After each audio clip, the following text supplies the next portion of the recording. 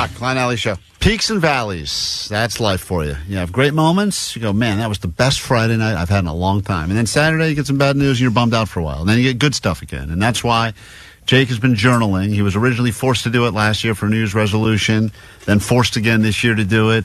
But he said the other week he wasn't sure if he was depressed or tired or something like that. Or he was sick or depressed. He couldn't figure out which one it was. I think it's tough to tell the difference right now. Sometimes, yeah, you just like, something feels off. And you're like, I hope I'm getting sick, because if not, maybe I'm just depressed. Mm-hmm. And more people are. I guess more and more people are talking about it. But his journal is his friend. His journal is always going to be there for him. And yes, it would be easy to make fun of Jake for journaling, but people enjoy taking a deep dive into Jake's journal, especially on the days that he's not trying out material.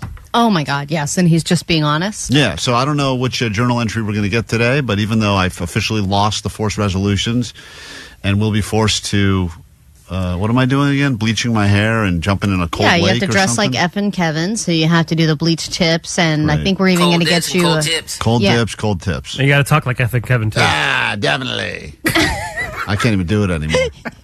That sounds like a depressed Effin' Kevin. Definitely. Either sick or depressed. I gotta listen to some old tapes. I'll figure it out. But anyway, I'm not excited about my punishment. Meanwhile, Jake has continued to journal, and he would like to take us deep into his journal right now so that we can learn a little bit about what's going on inside the mind of a Jake the Nerd.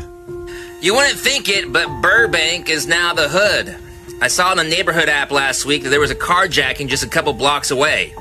Then yesterday I found out my front neighbor's car was stolen from in front of the house. I've never been so happy to have a crappy car. I mean, what's the street value of a 20-year-old car that's missing a hubcap, has a back window that's propped up by a shoddy duct tape job, and paint that's coming out the hood that looks like some sort of automotive alopecia? Not very high, I assume. If someone stole my car, I'd probably feel more sorry for them than I would myself. I think the best anti-theft device is to have a car that looks like you would have to tow it to the chop shop.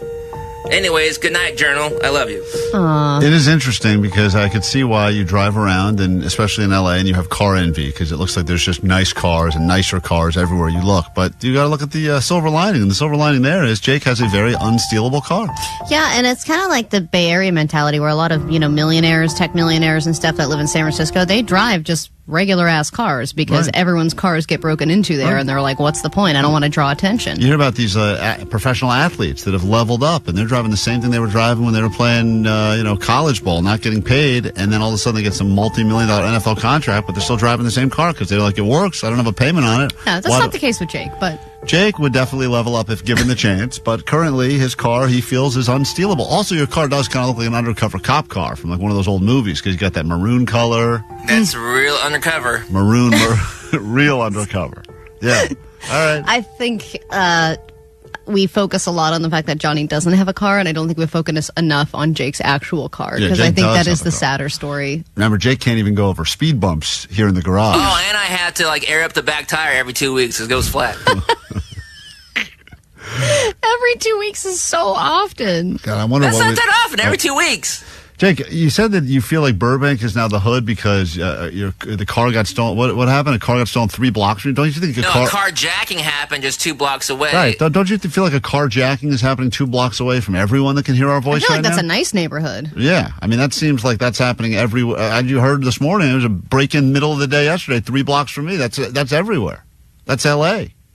Oh, well. It's not fun anymore, but I don't think there is such a thing as good area, bad area. I think it's all just the same now. It's all just ripe for the picking. Everyone's just taking stuff. But they're not taking Jake's car. Do you have any uplifting journal entries you've written recently?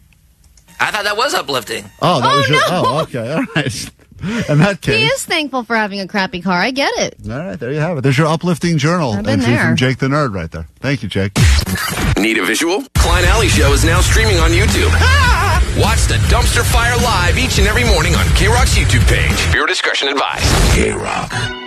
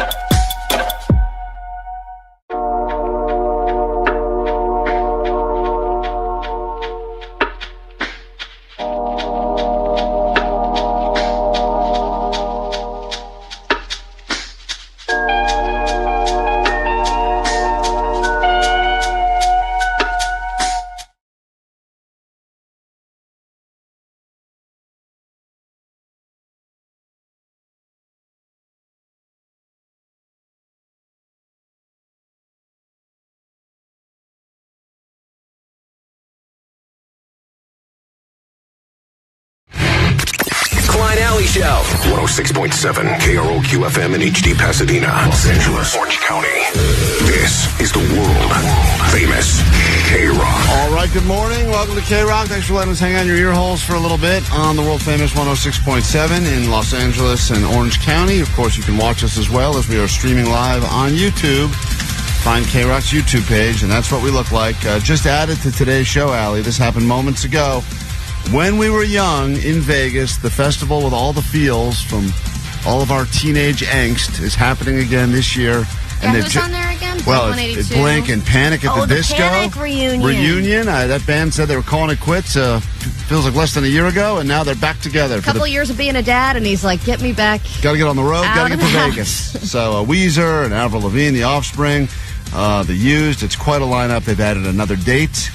It's happening the 18th, and now the 19th has been added because I think the 18th sold out, as it always does. So we will get you to Vegas at some point this morning just by listening to the show. There's your bribery. I'm Klein. That's Allie right there. Morning. There's DJ Omar Khan. Hello, hello. He is the audio sniper extraordinaire. You got the Jigsy Nerd. Hello. And in the back room, taking your calls, Postmaster Johnny, the birthday boy, and Vanessa. Birthday boy. He's not the birthday boy anymore. Yeah, guys don't do that kind of crap. I saw people yesterday at the Lumineer show wishing Johnny happy birthday still, and he was accepting it. He didn't say. Well, Johnny's a special guy, kind of guy. He is a special guy, that's for sure. Well, you wish someone a happy birthday the day after if you haven't seen them on their birthday. You have. And Wait, you wished him a happy birthday on his birthday, yesterday, I didn't wish him and happy birthday today. today. I just said he's a birthday boy. No, he came in You're doing yesterday that and you grooming said again, birthday dude. boy. I'm not You are grooming just him. really Yeah, you in on are. him right I'm now. not My grooming God. him. Wow. Well, listen, Allie's Hey, wife. come here, you young man. Allie's Yay. wife was 27 now, huh? Allie's wife. See it in Hold your on. pecs. Listen to this. Allie's trying to go ahead and do what she does, which is move the needle. But her wife was perving out on Johnny's girlfriend yesterday. Don't turn it around on Allie. I groomed a young boy. All right. Well, You there- said it yourself. I guess I can't argue with that. He's not a young boy anymore. He's 27. Happy birthday, kiddo. Yeah. Give you some special you're too- birthday present under my desk. You're too old for Yeah, me now, reach into this Johnny. box. You're too old for me now. We got lots going on today after my grooming is done, but I think that's done for the day. Happy birthday, Johnny. Happy birthday, buddy. Oh, thank you. Yeah, see? He's still accepting them. He's got to reject them. Once he starts Happy rejecting birthday, girl. There he is. Birthday month. We got lots going on. We'll tell you all about it next right here. KROQ.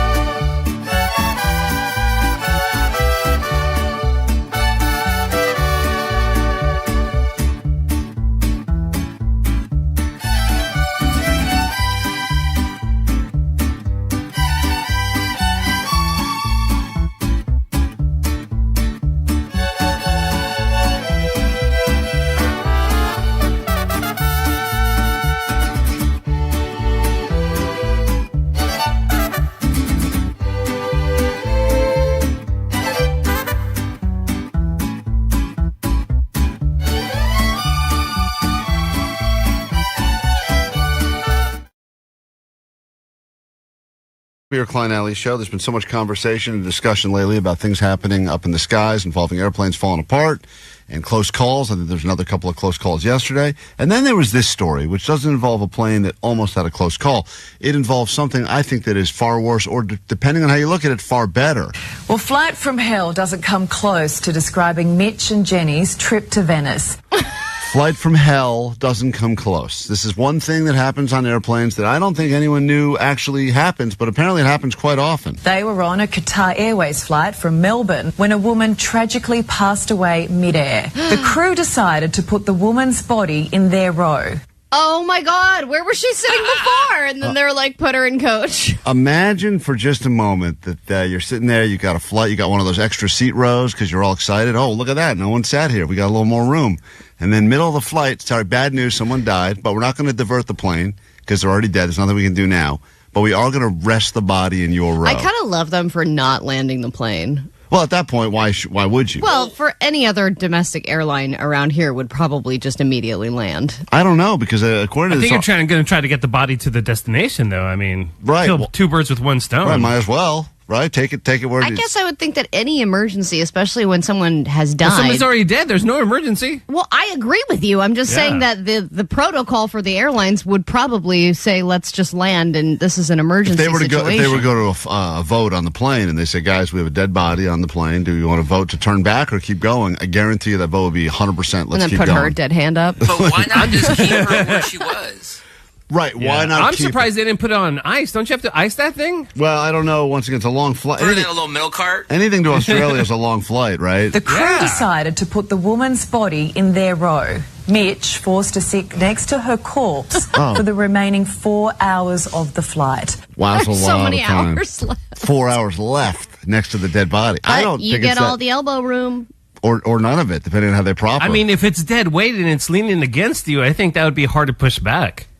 Right, and do you rearrange and be like, she can have the window, or is that a waste of a window? Yeah, but you can use her tray table regardless. That's why I don't think That's nice to have that when you can put the tablet on there and watch whatever you want. If you think of all the people that we've had to sit next to on planes before, being next to a dead person is probably better than a lot of other options. Yeah, but Omar's right. It depends on if they fall over and if they're propped up in a weird way, then it could be really inconvenient for you because it literally is dead weight. Yeah, but... Unless they're thin. I mean, if they're overweight, then I could see that as an issue. But if they're thin, then it's not a big deal. But you don't have to fight for a variety of things. You don't have to do the annoying thing where they're constantly getting up and using the bathroom. You don't have to do where they do that nervous chatter with you. You don't have to worry about them pulling out some smelly food and eating it. I mean, I think I would be poking them the entire flight. Just to see? Yeah, like, this can't be real. Hey. There's cameras on me, right? Are you dead? I spoke to the couple late this afternoon. Guys, I know this has really shaken you up. Jenny, how you going? Yeah, I'm trying to make the best of it.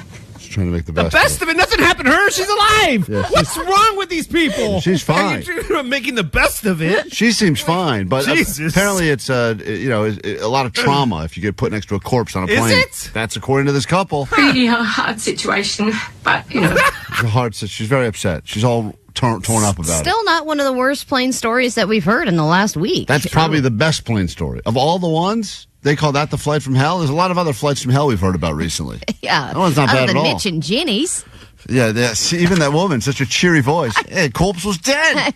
But it is funny that somebody probably put the call button and was like, excuse me, the lady next to me died. Can you please move her to another row? And did she get upgraded? Because that would be kind of cool, but also that would be... I would imagine that she would not be upgraded. I think that she probably died in business or first. And they were like, oh man, these people paid all this extra. You know, they have to do another 4-hour flight. They shouldn't have to sit next to a dead person. Yeah. Let's have the lady in row 29 sit next to her. The woman who didn't pay for her carry-on bag. Let's throw her next to the corpse. And also think about how awkward it is just when you move your carry-on through that tiny aisle. Oh, to pull a Imagine body. moving a body. Jesus. Well, there you have it. There's more good airline news for you to start your day today. We will take a super quick break, but we got $100 of Allie's cash up for grabs, and all you got to do, if you want it, is call us right now, 800-520-1067.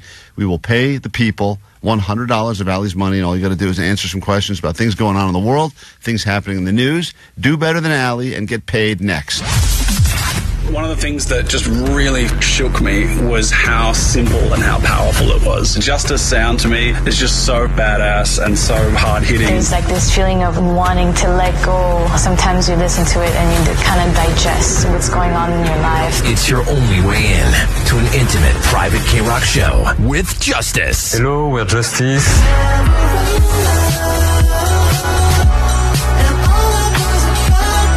Listen every hour from 9 to 6 to win a pair of tickets to see Justice at a KROQ secret helpful Honda Soundspace pop-up. Instantly get on the standby boarding list for a chance to see him again at KROQ Mile High Club Destination 6. A trip to their show at Red Rocks in Denver, Colorado.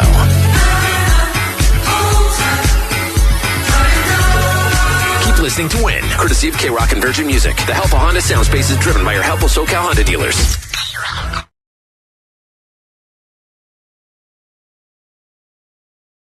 Am I a terrible person because of something I tried to do to salvage Mother's Day yesterday? Allie, here. And I ask you, and I know you probably, Omar's going to say I'm a terrible person, regardless of if I even tell the story.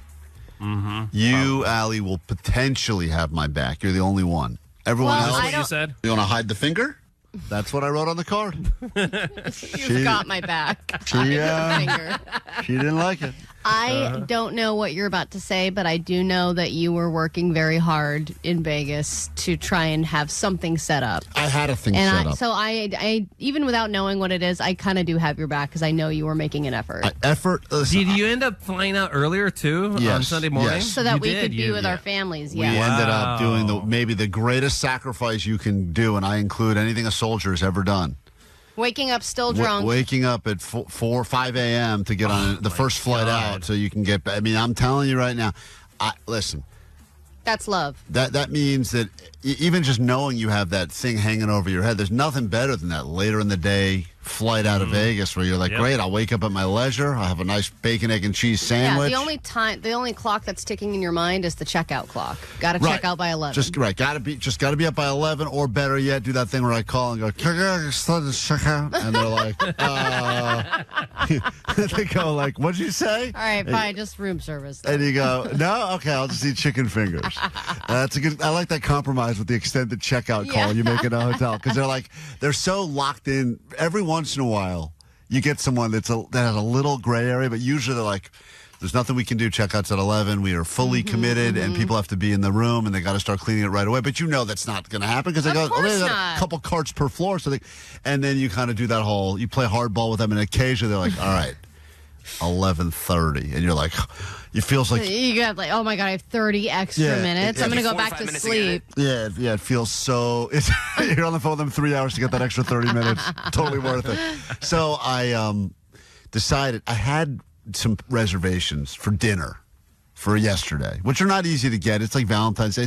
I don't like doing it because it's like you feel like you're kind of a sucker. Of course, yeah. And then the prices are always double or triple. Sometimes. And then there's even less options. If it's a brunch, absolutely. There's like 3 things on there you can pick from. If any restaurant is offering some sort of something with mimosas, you just got to go somewhere else because you can tell they're really going to stick it to you. As a mom, I just want to say I hate mimosas. Good. Let's put an end to that. So I had some dinner reservations, and I never make just one. You would think one is more than enough, but I don't know. You had some backup ones. I don't know what you can be in the mood for. So I want a couple different styles of food. Wait, what? What are you doing with your life? Yeah. Why don't you just ask your wife, hey, where do you want to go on Mother's Day? And then make the reservation for that place. I should have done that in retrospect. Okay. I just said, what are you doing here? How many reservations? 3. I had 3. 3? Yeah, and all at different times or all at the same time? All different times, Allie, because I didn't know that was why I did it that way. I said I don't know if she's going to want to go to kind of one of those like early ones where the kids are involved. You know, I guess you got to bring the kids. It's Mother's Day. She's not my mom. She's my wife. Yeah. So I did an early one, and then I did a slightly later, but then I did like one that was quote like she would think was like a special. You know, certain restaurant. I wish she had said she wanted to go to all 3. Is your wife the type that likes it, a day all about her? Because there's, some wives that are like, just a quick dinner in bed. I'm all good. Let's get about our own business. Here's how every woman is. Go on. I can't wait to hear this. Yeah. I'm going to stop my sentence. I would love to go down on you for Mother's Day. No. That's right. No, it's all the same. Here is, I'm not going to give you anything I want. You try to figure it out, but whatever you figured out is not exactly what I want. So now you have to So not true. improvise No. and come up with a plan B or C. You're talking about your wife Well, specifically. okay, that's because how the she people that I know, several of my friends that are in fights with their husbands today Yeah. and all through yesterday because they did not even say Happy Mother's Day to their wives. Really? No, nothing. Just a regular ass day, and also, oh, I'm tired. Can you clean up? Can you do this? Can you do that? And they eventually were just like, F you, dude. It's Mother's Day. Do they You have can't kids or no? Yes, they have kids. Does that mean not all women get to celebrate Mother's Day? Can we be honest with that? What do you mean? Well, it's a lot of- you mean like every woman, even if they're not a parent? Well, I'll put it this way. We had someone that reached out and said that they were doing something special. And we're like, does she have kids? And my wife's like, she has 2 dogs. I'm like, that doesn't count. She doesn't get Mother's Day. 2 No, dogs. absolutely not. So what is that about? So what? She's taking herself out, or she was expecting everyone else to join her? No, she was doing something special for herself because it's Mother's Day and she has 2 dogs. Well, I mean, no one else is going to do it. Didn't our boss send an email over the weekend? Oh, I saw that. To the fur moms or whatever. Oh, the gosh, furry shut up, moms boss. or something like that. I'm sorry, there's no fur moms that are included in this, dude. No, I'm a pretty lady. it's way more difficult to raise a human being. So long and short of it is I land yesterday. I get back pretty early. And I think to myself, between the airport and my house, I'm going to probably see 50 people on the side of the road selling flowers, which is great because all I got to do is buy some flowers. I didn't see anyone selling flowers yesterday. And I was like, I got to. That's crazy because there were so many on the way to the airport on Friday. I saw them everywhere. Oh, my God. I don't know how I couldn't see them. And I kept going, if I turn down this street, there's got to be someone selling flowers. Got to be someone selling. No one stopped at a place that had flowers. They said everything they had there was reserved already. Every flower was reserved. So I said, is anyone not going to pick them up? Can I buy a Why didn't you make a reservation for those, I made all the wrong reservation.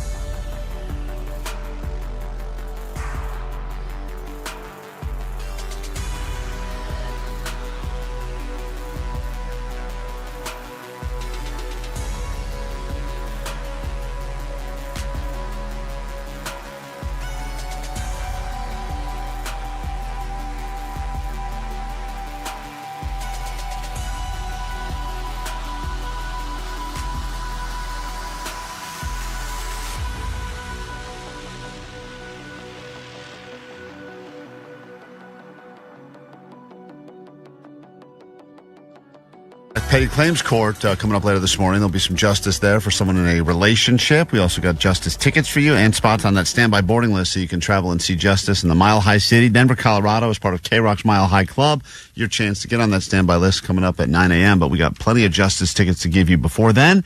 Right now, though, it's $100 of Allie's money up for grabs, and all you got to do to claim it is be on the phones right now, and that's why we say hello to Logan in Studio City, California. Good morning, Logan.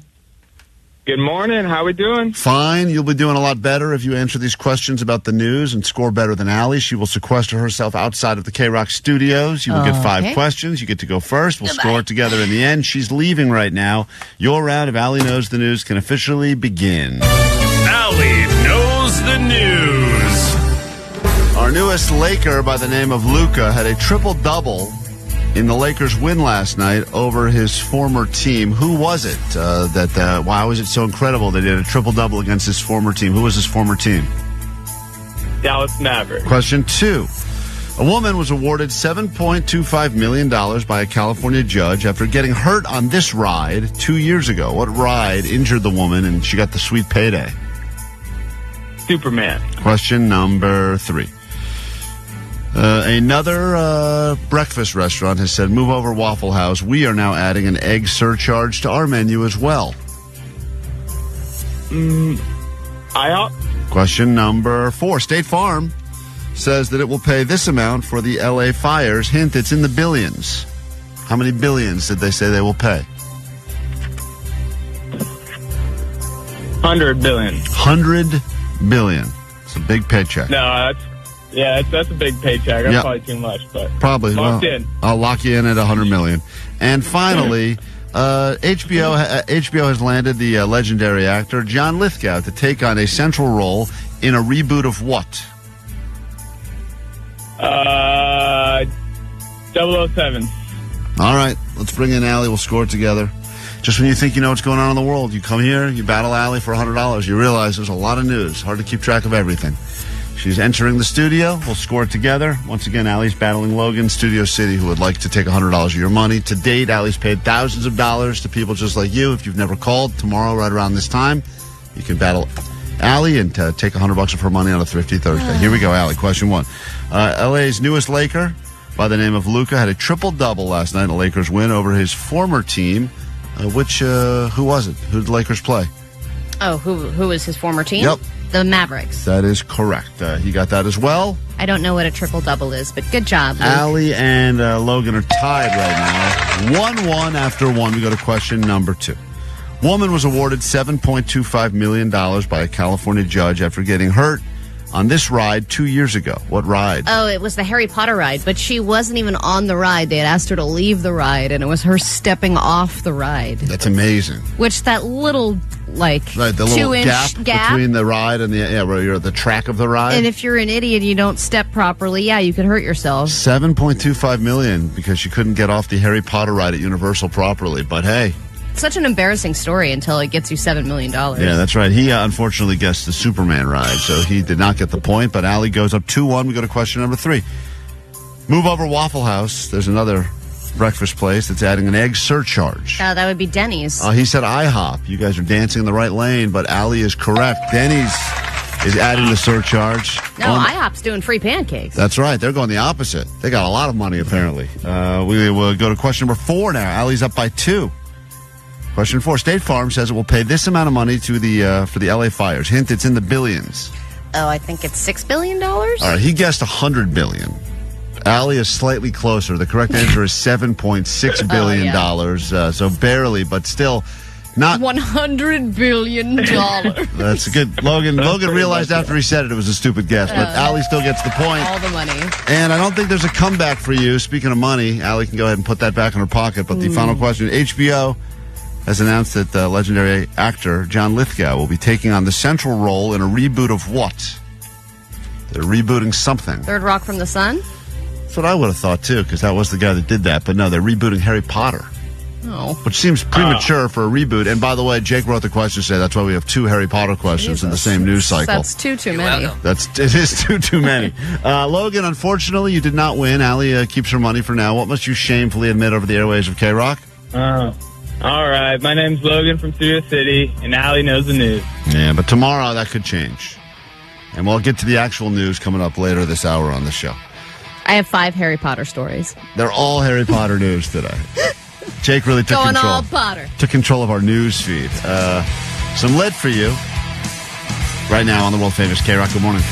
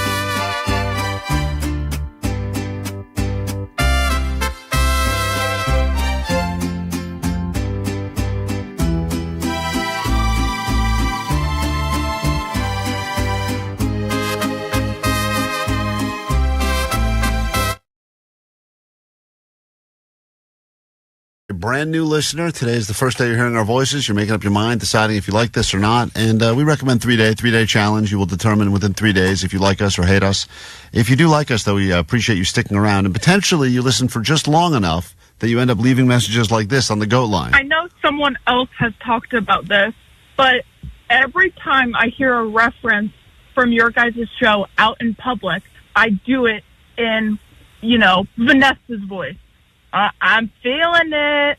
I'm not saying I'm drunk, but I feel it. It's funny whenever I hear things as well, and sometimes it's just an expression or a conversation that you're overhearing, I immediately translate it to how it sounds on the show. It is weird. I mean, we're forced to be here for 4 hours a day, but you as listeners picking up on these things and unfortunately having them completely ruin your actual real life. Yeah, it's a completely useless form of brainwashing. It is. That's that why really we're helps here. no one. No, it does not. But I mean, I like the fact that at one point this woman heard someone say, "I'm feeling it," and she just in her head goes, "Vanessa, I'm not drunk, but I'm feeling it." Play that again, Omar. I love that drop. Okay. We don't play that nearly enough. I mean, that one is really inappropriate. It comes up at inappropriate times though, because I was watching Dateline last night, and there was like this girl that got murdered, and they were like, "And she loved volleyball," and I was like. Okay, volleyball. Yeah, see, it's one of those things. I'm like, she's murdered, Allie. Don't laugh at her. You can't laugh at it, but how do you not? She played volleyball. How do you not enjoy these? Yeah, Vanessa's I'm not saying I'm drunk, but I feel it. Yeah, that's right. You sure do. Anyway. Vanessa's voice. I'm feeling it.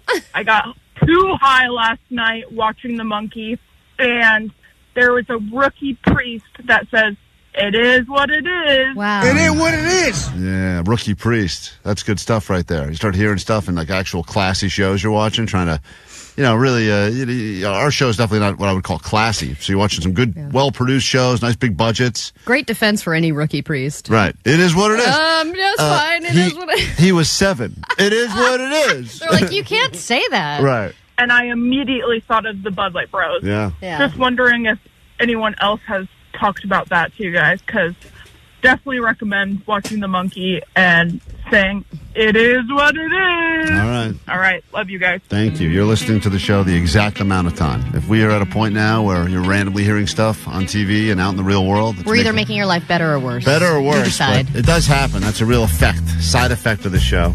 And it means that you are giving us the exact right amount of listening. So we greatly appreciate you. Chili Peppers, legally now on KROQ.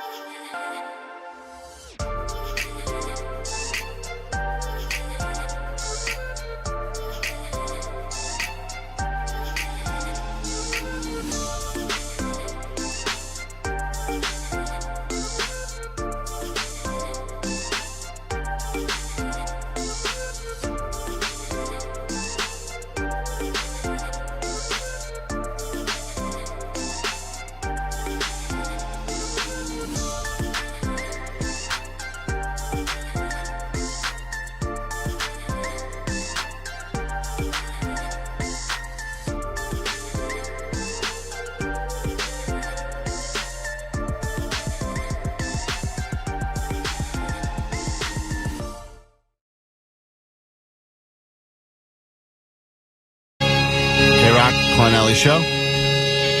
If you're up now and you happen to be hanging out here at KROQ yesterday, you got treated to a little Lumineers show. You know, you never know what we're going to be giving away when you listen. Today, we just announced we got some When We Were Young tickets to send you to Vegas for that lineup. But yesterday, we got to get a last-minute listener in to lunch with the Lumineers. Oh, yeah. Where was that brown salad? You know what? I think they said they weren't allowed to bring outside food into the venue. Hey, quiet down, brown salad. You shut up, you. Quiet down, brown salad. Very Is problematic. that the sound of the the salad being tossed? Okay. All right. That is and finally chopped, Omar. so problematic.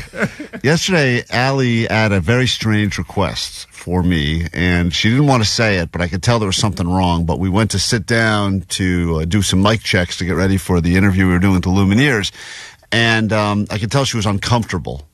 Well, I was uncomfortable most of the day yesterday. So much so that Allie actually snuck into someone's office and did a couple shots of tequila to loosen her up middle of the day. Yeah, I don't know. I was just having a lot of anxiety yesterday. But when we sat down in those highly unflattering chairs, which are always at the most unflattering height, yeah, I was prepared to sit on the right-hand side, which is where I always sit.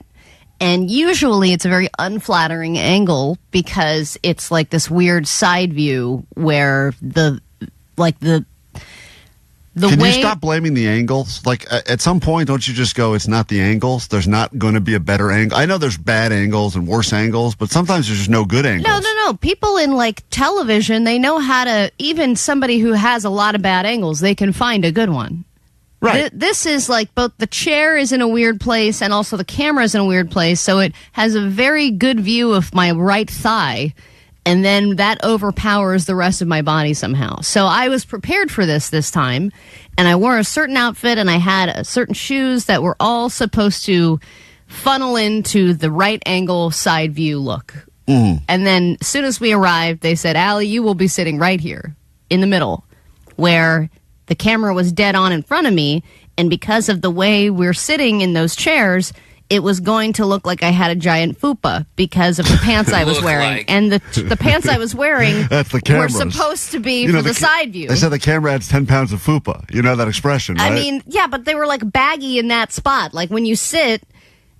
Everything pooches out. So Allie asked me... So it looks bigger than everything really is. Allie said, I'm afraid that this is going to be a real bad day for my fupa. Should we trade seats so I don't look like I have a giant fupa? Yeah, because I was prepared for the other bad angle. And I'm such a fan of comedy that I was like, we cannot avoid the fupa. If there's a fupa option, we got to embrace the fupa.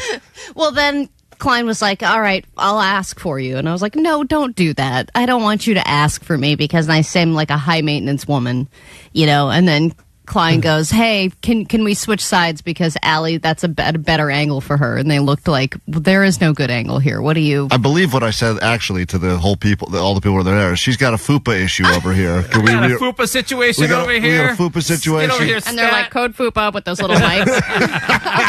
Can we rearrange this entire setup to accommodate Allie's fupa? Can Wesley Schultz sit on the other side because of the fupa? It's actually funny because Allie did actually ask at one point, could she just switch to the complete other side of the stage where the Lumineers had already been set up? And they go, actually, this is the side that we need the band to be on. And Allie's like, oh, I'm like, diva. They don't have fupa issues. Yeah, she was all upset because she wanted everything to be rearranged to accommodate this fupa. I didn't want everything to be rearranged. I was prepared for a certain thing, and then it ended up being the opposite. How much of your life do you have to adjust to accommodate this fear of a fupa? Fear of fupa is a real fear. It is? It's fufupa. That's a real thing? I have major fufupa. Okay, wow. Who knew? Well, especially because of the way those are shot, there are very unflattering angles. And then every time I look at some of the interviews that we've done, I'm like, oh my God, I don't want to share this because of the way that it looks. So I was trying to make improvements, and it failed. Here's the good news. At some point, I don't know when, there'll be the full video released of Allie's fupa featuring the Lumineers. And if you fupa in HD. If you haven't seen it yet, just wait. I think they're getting ready. They're still rendering all the footage of it. No, I tried to accommodate by leaning way over so that I could squish the fupa out of view. That's the accommodation I made then. Maybe next time we just set you up behind the drum set or something so that you're just completely That would be great. blocked. She could actually be the drum set. Yeah. Yeah. Just come out there. All right, well. The fupa would be a good tom drum. And I played the fupa. Fupa solo. All right, well, there you have it. Just some of the many things that happen behind the scenes here at KROQ. Sounds like drums. Unaware. 15 minutes before this interview is about to begin, we're rearranging everything to accommodate a fupa. I mean, it was really one of the more wild requests you've ever made. Well, you know, some of those other interviews that are done, they have like really cool looking couches, and then everyone looks hot when they're sitting on a couch. Yeah, I think the It's Luminaires, like those nice velvet couches. the Luminaires kept saying they were looking over where you were sitting. Go, look at that nice couch, and I was like, that's her fupa. And they wanted Come to go. sit, get cozy. Well, anyway, problem solved for now. If you want to see, 949 Allie is packing. That's great. there you have it. Your fupa is a 10. It's cute. All right, Great. beautiful. This is compliments people are The giving fatter you. the fupa, the tastier the chalupa. Oh boy! Oh my God! Put that on a shirt. What would that sound like? Hey, what would that sound like, Omar? Oh yeah. What would the tasty? The tasty chalupa. We got to take a break. If you want to see Ali's fupa in real time, check out the YouTube right now. We're streaming right now on KROQ's YouTube. Be right back. More show to get to after this. Klein, Alley Show. The world famous KROQ. KROQ.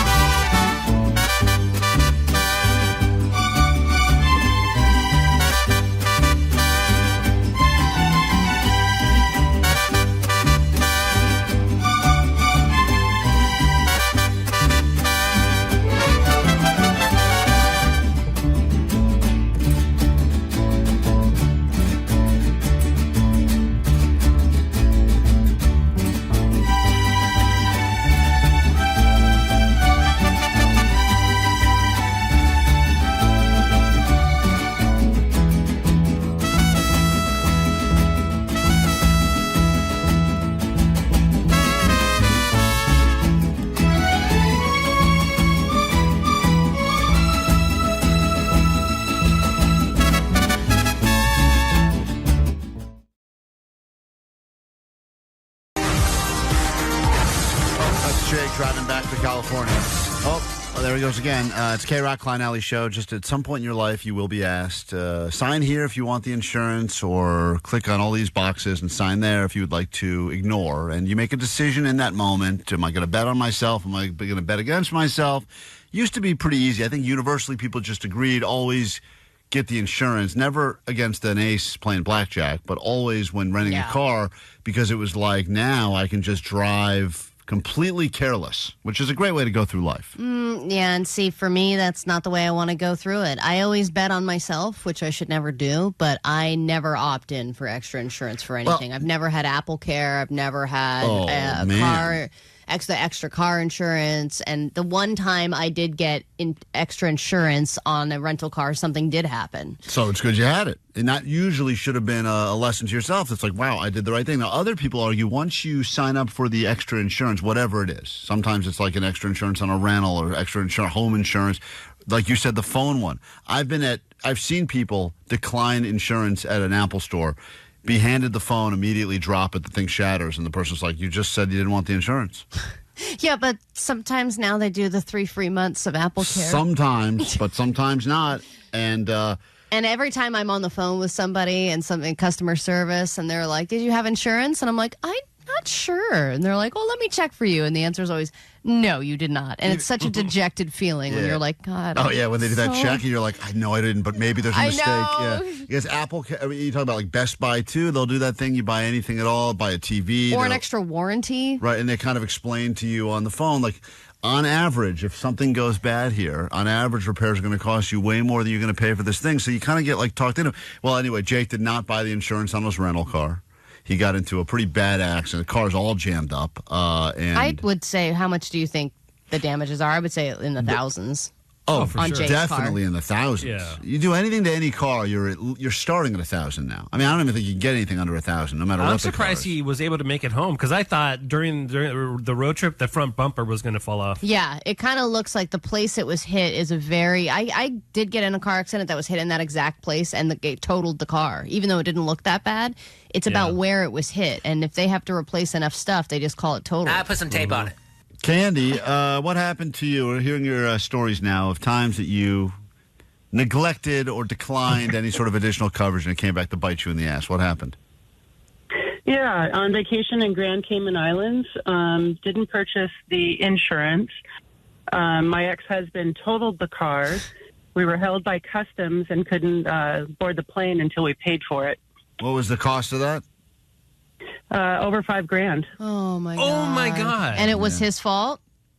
It was his fault. He rear-ended somebody, didn't buy the insurance, and couldn't leave the island until we paid. Jake, this is going to be your future, my friend. Except that instead of the island, it's going to be right here in Southern California. That's worse. And to have to pay someone $5,000 in a foreign country and have to deal with all of that, the fraud protection, and to try and get the withdrawal, and I mean all that But stuff. $5,000 in pesos isn't very much. But Jake, I rented a car recently, and I remember because I also declined. Because supposedly I have coverage or whatever. If you have insurance, depending on your insurance you have on your regular car, sometimes it transfers with you over to a rental. And the guy said, I understand a lot of people say that. He's like, just so you know, though, if you get into any accident, even a minor thing, and you decline all of our insurance, you have to pay up front until you figure out how to get reimbursed later. And sometimes that could take months, years, whatever. Crap, I didn't know that. That's what they claim because they want to they want to peer pressure you into the insurance. Right. And they get real.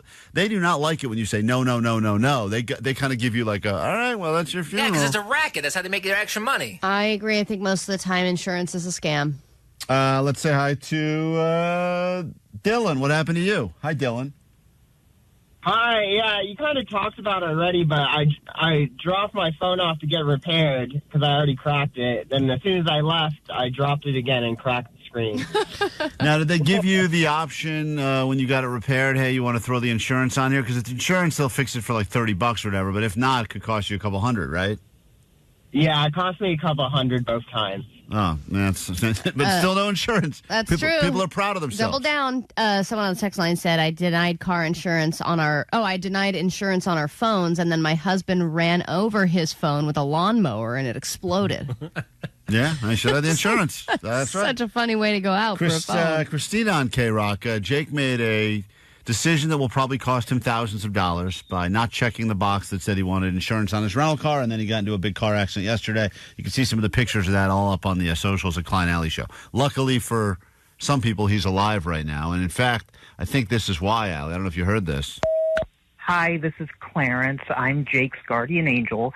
I was at the scene of the accident yesterday, and I was supposed to take Jake, but I just saw his poor little dog on the passenger seat, and I thought, if I take Jake now, who will trot poor little Kibby around everywhere they go in a baby Bjorn? So I couldn't do it, and now Jake is going to be living the rest of his life still begging for sex with his girlfriend, and Yes. I'm going to get fired. Okay. So I don't know if you guys are hiring over at KROQ somebody with some guardian angel skills. No. Klein, I'd be a very good guardian angel. I might be able to help you win some of those prop bets you make. Thank you. That's Jake's guardian angel is Yeah. looking over him at You know. the scene of the crime. Clarence has to take someone else now, an innocent child. Yeah, they're going to have to he's going to have to murder a child now because he kept you alive, Jake.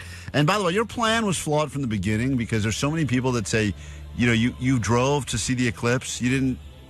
This was just the cherry on top of the depressing Sunday that was his last few days. Hey guys, listen about Jake's trip to Texas, and it got me thinking about the last time I rented a car. Going over in the allotted miles was like absurdly expensive, like 40 cents a mile. I think Jake's math is off. I don't think he calculated for gas and rolling over on the mileage. Yeah. I'm assuming like $1,000 extra. Oh. He probably could have just flown there, paid the surcharge for flying there, and would have been cheaper, and he would have been back already. Jake, All right, guys, sweet dibs. Thank you. Thanks will for the call. you record yourself bringing back that car today? Because I do not think it's going to go well. I think there's going to be a lot of charges you didn't know about. There's going to be a lot of paperwork you're going to have to fill out, and you're like on 24 hours without sleep. Oh no! So, is there such a? They didn't tell me anything about like max mileage. Well, dude, The amount of fine print that they show you when you rent a car, and none of us read it, so I'm not judging you for that. No, because no one wants to be in the rental car place longer than they have to. Right, so it's just check, let's go, keys, and then even when they do the old walk around and make sure there's no damage on the car, and everyone's just kind of half, Yeah. But you are going to be you are in for a rude awakening later. I'm not even... Or listen, it's going to be like, yeah, just bring it back, no problem, and then the phone calls start. Yeah. Hey, what about this? Hey, what about this? I'm going to guess right now, we can all place our bets what that total is going to be between the mileage and the damage and everything. But I think Jake is going to be in the $7,000 range. That's what I was thinking too, 7.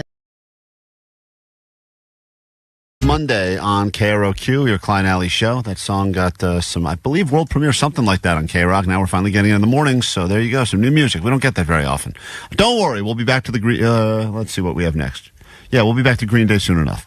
Let's get into your news right now. Then we'll get into a brand new hour of the show, perhaps the greatest hour of your life. We got tickets to give you to go to Vegas to When We Were Young. That'll be happening later this morning. Also, Justice, the pop-up secret show happening somewhere in Los Angeles, California. I believe that is happening on Monday, and we will get you into that show as well. So much going on. But first, this. Grab your Adderall. It's time for ADD News. Everyone knows we're not truly in the future until we're all driving flying cars. We created all the robots we wanted, but flying over the person in front of you in traffic is really the only advancement I care about. And this one is, I think, one of the most promising updates that we've gotten in a while. This company was able to provide video of one of their, quote, flying cars. Not like full-on flying, but jumping over another. Just hovering. Yeah. No, it like took it was such off. a letdown. It for was, me. and the car itself was not cool looking. It was a real clunker. Yeah. I wanted to Guys, be like doing like we're flips in the working on air, it. dodging, and come on. It was the alley of flying cars. This thing, all it did was it just kind of like Omar said, it just went off the ground a little bit. It jumped over another car. It's like watching. It just hovered over it. No, did no, not no, jump It's like when David Aleph Blaine Aeronautics. does. David Blaine does his stupid little levitation trick where he just puts his feet off the ground. It's like, Great comparison. Yeah, that's what it was. It's No, like it wasn't. Yeah. You can see it flying over the car in front of it. You jump Aleph Aeronautics shared this video of its car flying over a parked truck. The future is here. This test was reportedly done without any safety issues. The company CEO says we're still a ways away from living in a sci-fi future with flying cars, but he hopes this video will help propel the technology further, like the video of the Wright brothers. It's like, are we watching Back to the Future? How would this work Shut in up. LA with LA traffic and just all the stuff we have to That'll just navigate? be a traffic jam in the air. Everyone is crapping on this. Don't all right? compare that to Back to the Future. That's what I want. Back to the Future stuff, man. Yes, That was awesome. Don't start getting worried about traffic jams in the air either, all right? If you are in traffic and there's somebody who's going 55 miles an hour when they could be going 75 and you can just jump right over them without having to do the switch lanes and the micro machine thing, that's great. Still better than what we have now, which is 0 flying cars. Yeah, you know what, though? All of the renderings we thought and all of the movie versions of flying cars were so much cooler than the real-life one that we just saw, because that thing did very little. Dude, it's progress, okay? Usually when they talk about flying cars, they're like, we have a new prototype, and they don't even have like a picture or a video. This at least is a video of a car jumping over another car. This was the countdown before they actually took flight. 3, 2, 1, go. That's what it sounded like. Same level of excitement. That deserved it. That was the proper countdown for that thing. Car definitely had a fupa. All right, these days coyotes are everywhere. It's a coyote world and we're living in it. And a new study has revealed that where coyotes like to be in Southern California. And it turns out Your fupa. they like to nestle warmth. right into my fupa. Warmth and meat. They're where two all the favorite things. Small pets and babies are. They hate rich people, according to a new study. Even though rich people have the most desirable areas with more nature and usually more animals to snatch, they purposely stay out of rich areas and prefer to hang out in lower income neighborhoods. They said while the affluent zip codes offer more prey and places to refuge, people who live in those areas tend to harbor more unfavorable and separationist views on coyotes. And I'm like, but the coyotes don't know that. Yeah, Like, it's how are weird. they purposely staying out of there, going like, well, they don't like me? Maybe they think there's more scraps. I mean, if you think of a less desirable neighborhood that would have more trash or whatever floating around, maybe Well, the right. coyotes Some of are those going, nicer areas are being well maintained, and everything's being picked up off the streets. And if you go to a less affluent neighborhood, there's probably half a Milky Way laying in the street. I mean, I drove by a coyote coming in here the other week, like right on one block off Wilshire Boulevard. I would have thought that. And he went, fancy Clyde. I thought this wouldn't have been a desirable neighborhood at all. You've got cars zooming around. Yeah. There's not a lot of no lush anything, but there was a couple of coyotes. But this time of the morning we come in here, that's coyotes. That's their time. Well, I think that they're becoming more like bears and raccoons, where it's like, where can I just find garbage? Right. I saw one across the street from Warner Brothers this morning. Yeah, I mean, I feel like at least 2 days a week when I drive in here, I have to make a traffic move to avoid a coyote. Really? You don't yell this? Go away, coyote! I forgot the phrase. Now I know. Thank you. They don't say that in rich neighborhoods. I'm gonna yell Ali's new phrase that she gave us yesterday. That's gonna be the phrase I yell. Scare everybody out. That way because I don't know. Scare everybody. I don't know. I don't know which language they speak, so I gotta yell that. All right, Denny's is the latest to say that they're following in Waffle House's footsteps. They're going to be adding an egg surcharge to any dish that contains eggs to make up for the bird flu and the egg inflation prices. And they said some of our restaurant locations will need to temporarily add a surcharge to every meal that includes eggs. This pricing decision is market by market and restaurant by restaurant due to the regional impacts of the egg shortage. And I don't know about you, but I know there are a lot of places that are charging a lot for eggs, but I'm starting to think that this whole egg shortage thing is made up. The reality I know is, the bird flu is affecting things, but Yes. I don't think it's that bad. No, and I think that they're adding these and they're not going to take them away. I don't think it's temporary. And the reality is that we will find out at the end of this year that egg makers had record profits this Totally. year. And that's the part that drives me effing insane. Because, okay, if their cost goes up and they raise the prices as a result of everything, their profits should remain the same, where they should go, we lost, as an egg industry, our profits were down this year because of everything else. When you hear about all this, we're just the ones getting screwed at the bottom. And they're going, well, we had record profits in the egg industry. Why did you not raise your prices so effing high? I know, and you're like, I'm going to Denny's. Right. Okay? Like already I'm making a choice that is based on cost over quality. I'm not just like, hey, the best food is at Denny's. I'm going to go there. Omar, as a former Denny's waiter, if someone were to complain to you about the egg surcharge that was added to their bill and said, I'm not paying this, what would you say? I would say this. And then I go, ah! That's the right answer. And they run away. That's the right answer. It's the new It Is What It Is. This band is from Las Vegas, and later this morning, we will get you into the just added second day of the When We Were Young festival. They've just added October 19th. We got your tickets, see Panic and Blink and Weezer and more, all coming up this morning here on KROQ.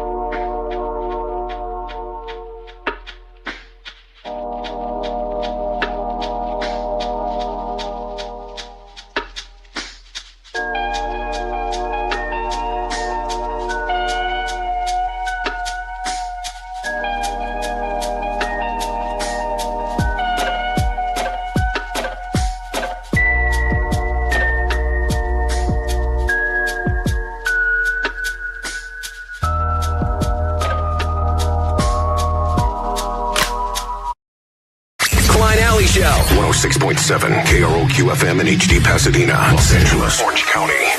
This is the world famous KROQ. Good morning and welcome to just after 7 o'clock on a Wednesday. And may this be the greatest day of your life, perhaps, if you keep it locked on KROQ. Justice tickets coming up later this hour.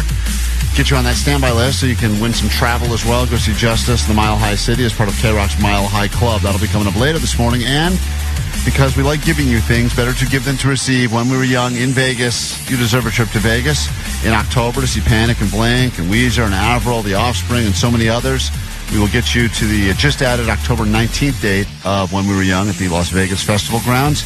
That'll be coming up later this morning as well. You know, we were trendsetters on the show. If you remember when we were just talking about the egg prices skyrocketing, they said they're going to go up 40% again, they believe, this year, and a lot of restaurants are now adding egg surcharges.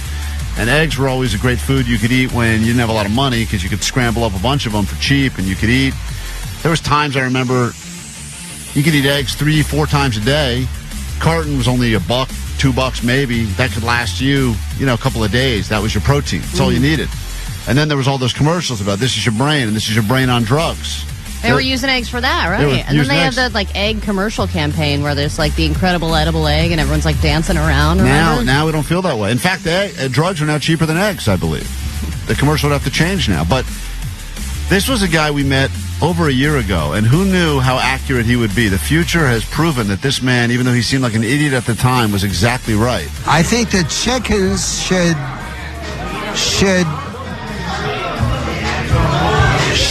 price their own eggs. This guy was onto something because he agrees with us that we are all getting kind of fleeced by Big Egg, the Big Egg Corporation, and if we let the chickens price their own eggs, they wouldn't screw us in such a way. How would they communicate that price? I don't know, Allie. Accordingly, I think they're getting robbed.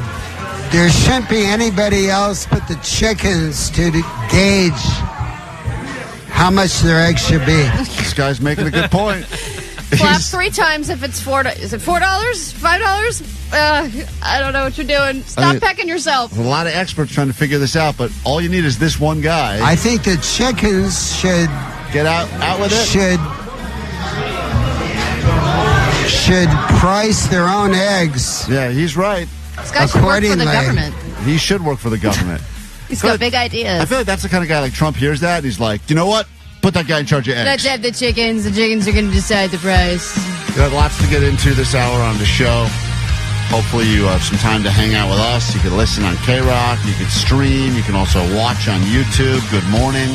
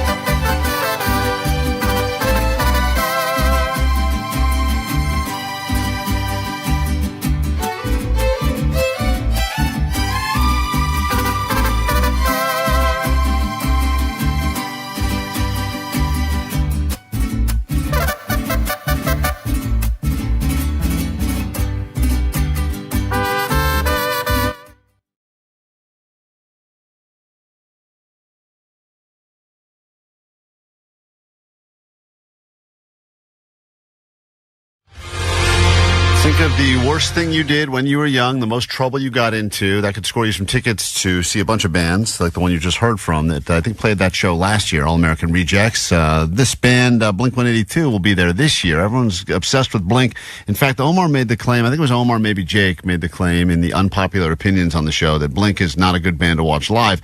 And someone got very heated about that, so much so they felt the need to yell into the goat line and shame us all. Popular opinion, Jake's a dumbass. We did. And of course, the damn train. Jesus, first time calling, I got a train behind me.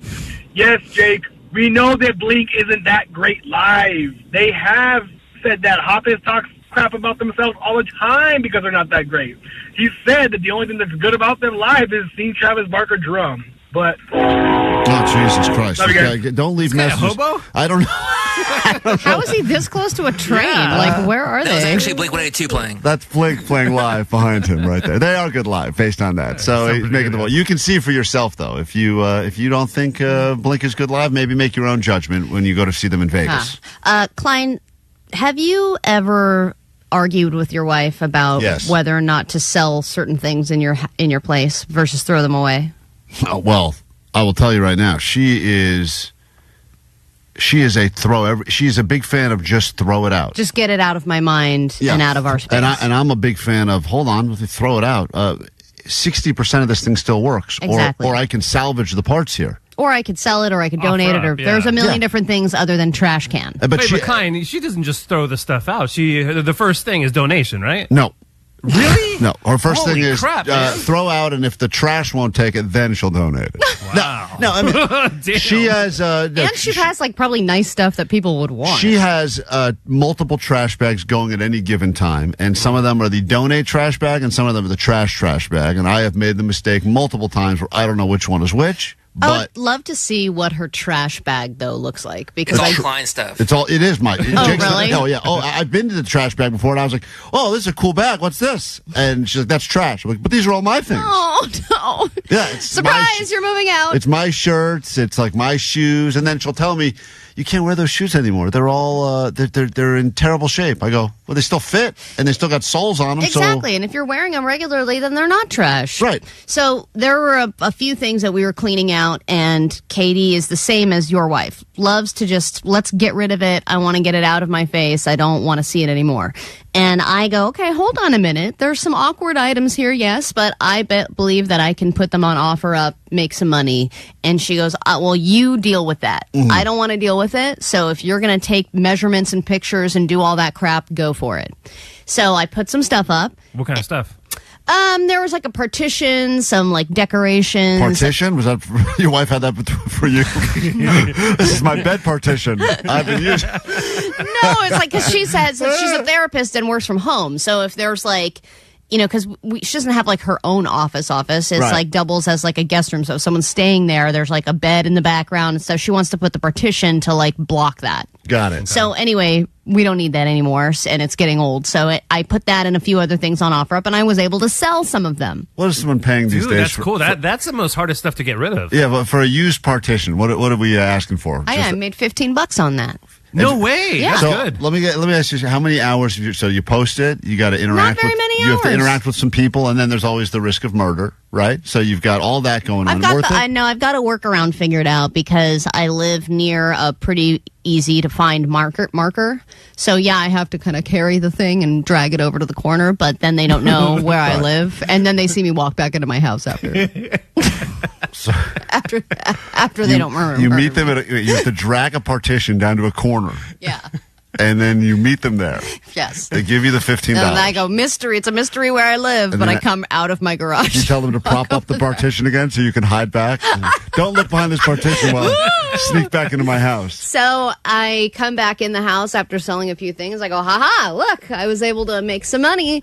And then she goes, well, what should we get with the money? And I'm like, this is not your money. Because she was prepared to, in her mind, it was valueless. It was exactly. trash. And you decided this is not trash. There's something here. And if I've gone through the effort of selling the thing, that is 100% my money, not our money. Who bought the partition? Couldn't tell you. Doesn't matter. How does it not matter? It doesn't matter because Katie was ready to throw it out. And Allie did all the legwork, did everything. That's her fun money. Exactly. Thank you, Omar. Fun money. I did the partition dragging. Oh, you don't have fun money in your house, Klein? No, there's no fun allowed in my house. It's in a trash bag. Zero. All the fun money's in the trash bag. We don't do fun. Yeah. We don't believe in it. If I am the one going through the effort, then I should be the one at least to keep that money for whatever I want to use it for. If you aren't going to go through the effort and I am, that's 100% my earnings. It's not like, let's go out to dinner or let's go do something for us. We're going to do something for me. So once someone in the relationship declares it trash to them. Even if we both use it, even Right. if she bought it, doesn't matter who bought it, doesn't matter who uses it. If that person wants to throw it out and doesn't want to deal with it and I do, that's my responsibility and my profit to make. Yeah, it's interesting. I think that somehow she has a point, though. I hear what Omar's saying. I know what you believe, which is that if you went through you did all the legwork to turn something that had no value into value. Yeah, I have to do the whole, is this still available? Yes, it is. Still, It's brand new, pretty much. I still feel like you lost in this story somehow. I can't figure out why. Maybe it was the dragging of the partition. Maybe it was the going through your own garbage. I think it was the 31 other things I didn't sell. Oh, that's it. That's it. One of the things that just really shook me was how simple and how powerful it was. Justice sound to me is just so badass and so hard hitting. There's like this feeling of wanting to let go. Sometimes you listen to it and you kind of digest what's going on in your life. It's your only way in to an intimate private KROQ show with Justice. Hello, we're Justice.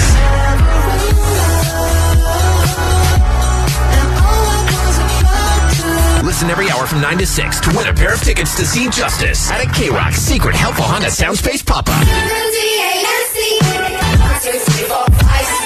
Instantly get on the standby boarding list for a chance to see him again at KROQ Mile High Club Destination 6. A trip to their show at Red Rocks in Denver, Colorado.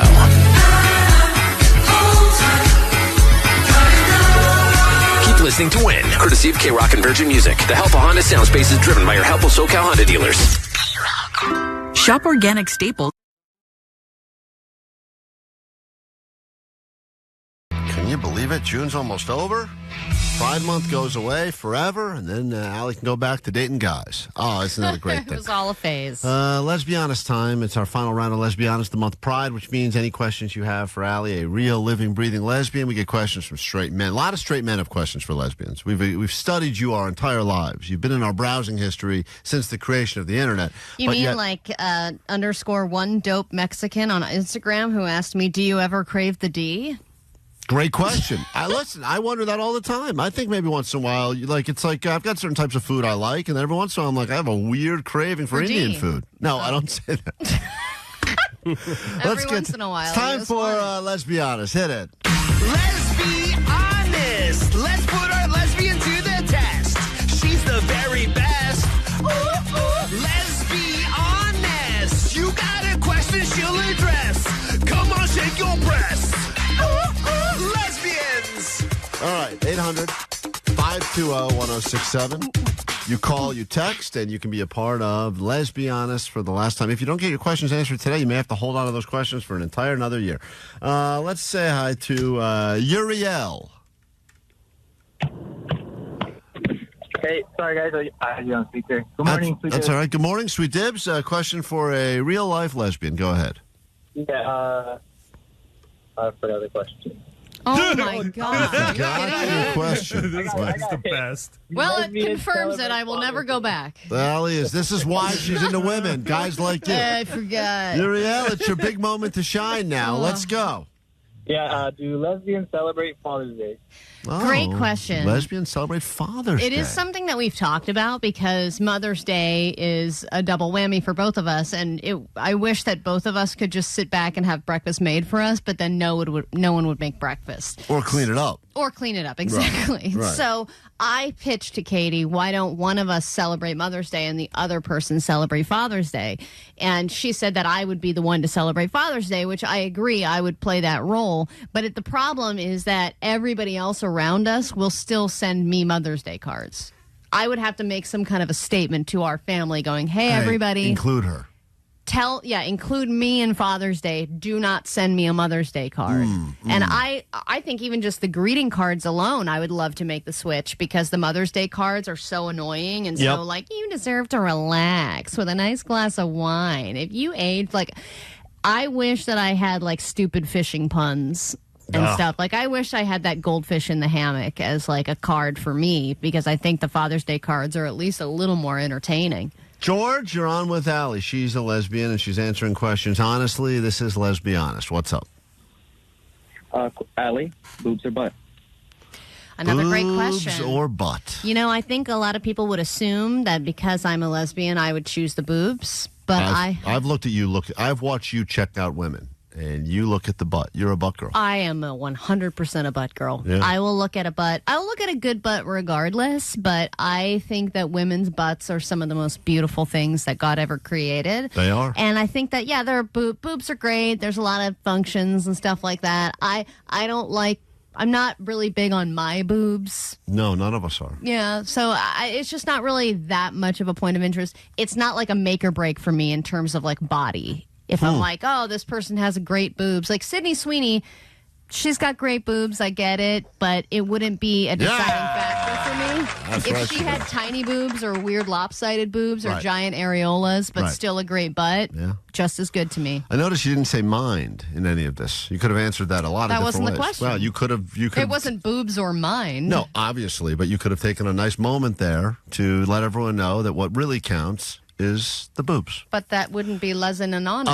Omar, what say you? I know you're not a lesbian, but you would obviously weigh in on this as well. Boobs, butt. Which one to you is more significant? Oh, let's see. For me, boobs all the way. Yeah, I love them. Sweet knockers. Hell yeah. Of course. That's why he likes cooking with Claudia. No one has said mind, by the way. No one said. Omar could have said mind, bro. Let me see if Jake's going to throw mind in there. Jake, boobs or butt? Okay. And Jake probably does say that. That's right. That's why he's not getting laid. Let's say hi to Sue on KROQ. It's Let's Be Honest time. Any question you have, Allie will answer them honestly, no matter how difficult the questions may be. And I don't know if we'll get to... Hey, Sue, hold on one second. I don't know if you saw this one on the text line, Allie, but someone did ask, 951, when scissoring, do you ever get that suction cup effect? Which I think is a valuable question. It's funny. I also got an Instagram message about scissoring saying, if you guys are both freshly shaved, do you get razor burn? Great. These are all good questions. Which is true. But the suction cup effect I have never experienced. Sue, you're on KROQ. Good morning. Good morning, Sweet Dibbit. Sweet Dibbit. So what is your question for Allie? Do you like Chapel Roan? I love Chapel Roan. I actually just discovered her. It was like the weekend after Coachella and then I realized that she had played and that I didn't see her. I was so pissed. But she is amazing because she dresses like a drag queen, has this whole drag effect, super fun music, but then she's also queer and she writes songs about having sex with women, which is the best. I think the best of both worlds. But everybody who suggested her to me is straight. Eddie. Yes. Yep. Eddie, you're on KROQ. Let's Be Honest time. What do you got? Sweet knockers, guys. Sweet knockers. How do you eat your bananas? You break it up? I've seen how this is a great question. And You can tell between the guy-girl questions. Yeah, they're very different. Do you like this cool new artist versus how do you eat a banana? Allie will throw the banana out and just lick the peel. I've watched her do this many times. Actually, motorboat the peel. Yeah, that's her way of eating the banana. Eddie wants to know: do you ever eat full banana or do you break it into pieces first? You know how I eat a banana. You slap it on your face? No. How do you eat a banana? I slap it on my Is that a real question? How do you eat a banana? No, I eat it, break it up into tiny little pieces. Ivan on KROQ. Let's Be Honest. What's up? So, do you find it offensive if somebody says, "Hey, what's up, bro?" or "Hey, what's up, man?" You know? No, weirdly, I like it. Johnny comes in every morning and says, "What's up, fellers?" Yeah, Johnny does give us the "What's fellas. up?" I don't know. I just want to be one of the boys. We up, guys. He throws that in there a lot, and Allie's just like, all right, nice. I've never been one of those people who's like, let's get rid of the term guys. You know, how everyone says guys to guys and girls or everybody, and I think it's great. Andrew, final question we have time for in this edition of Let's Be Honest. Make it a good one. As a straight male, my question is, who pays for dinner when you guys go out? This is a great question. This is really the question. And El Cheapo, I don't know if Allie's going to answer this as a lesbian or as El Cheapo.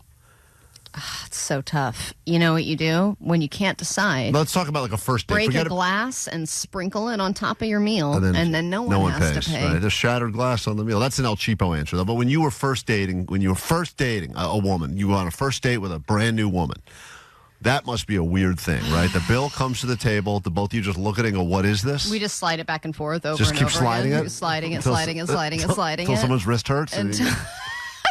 I can't remember back then. I think I was so broke back then that I could never pay for anything. So if anyone was willing to pay, I would let them. But now, since I'm the man in the relationship, Klein, and there has to be roles. Got to be roles. I'm actually the only person who remembers to bring payment. So Smart. I'm the one who pays.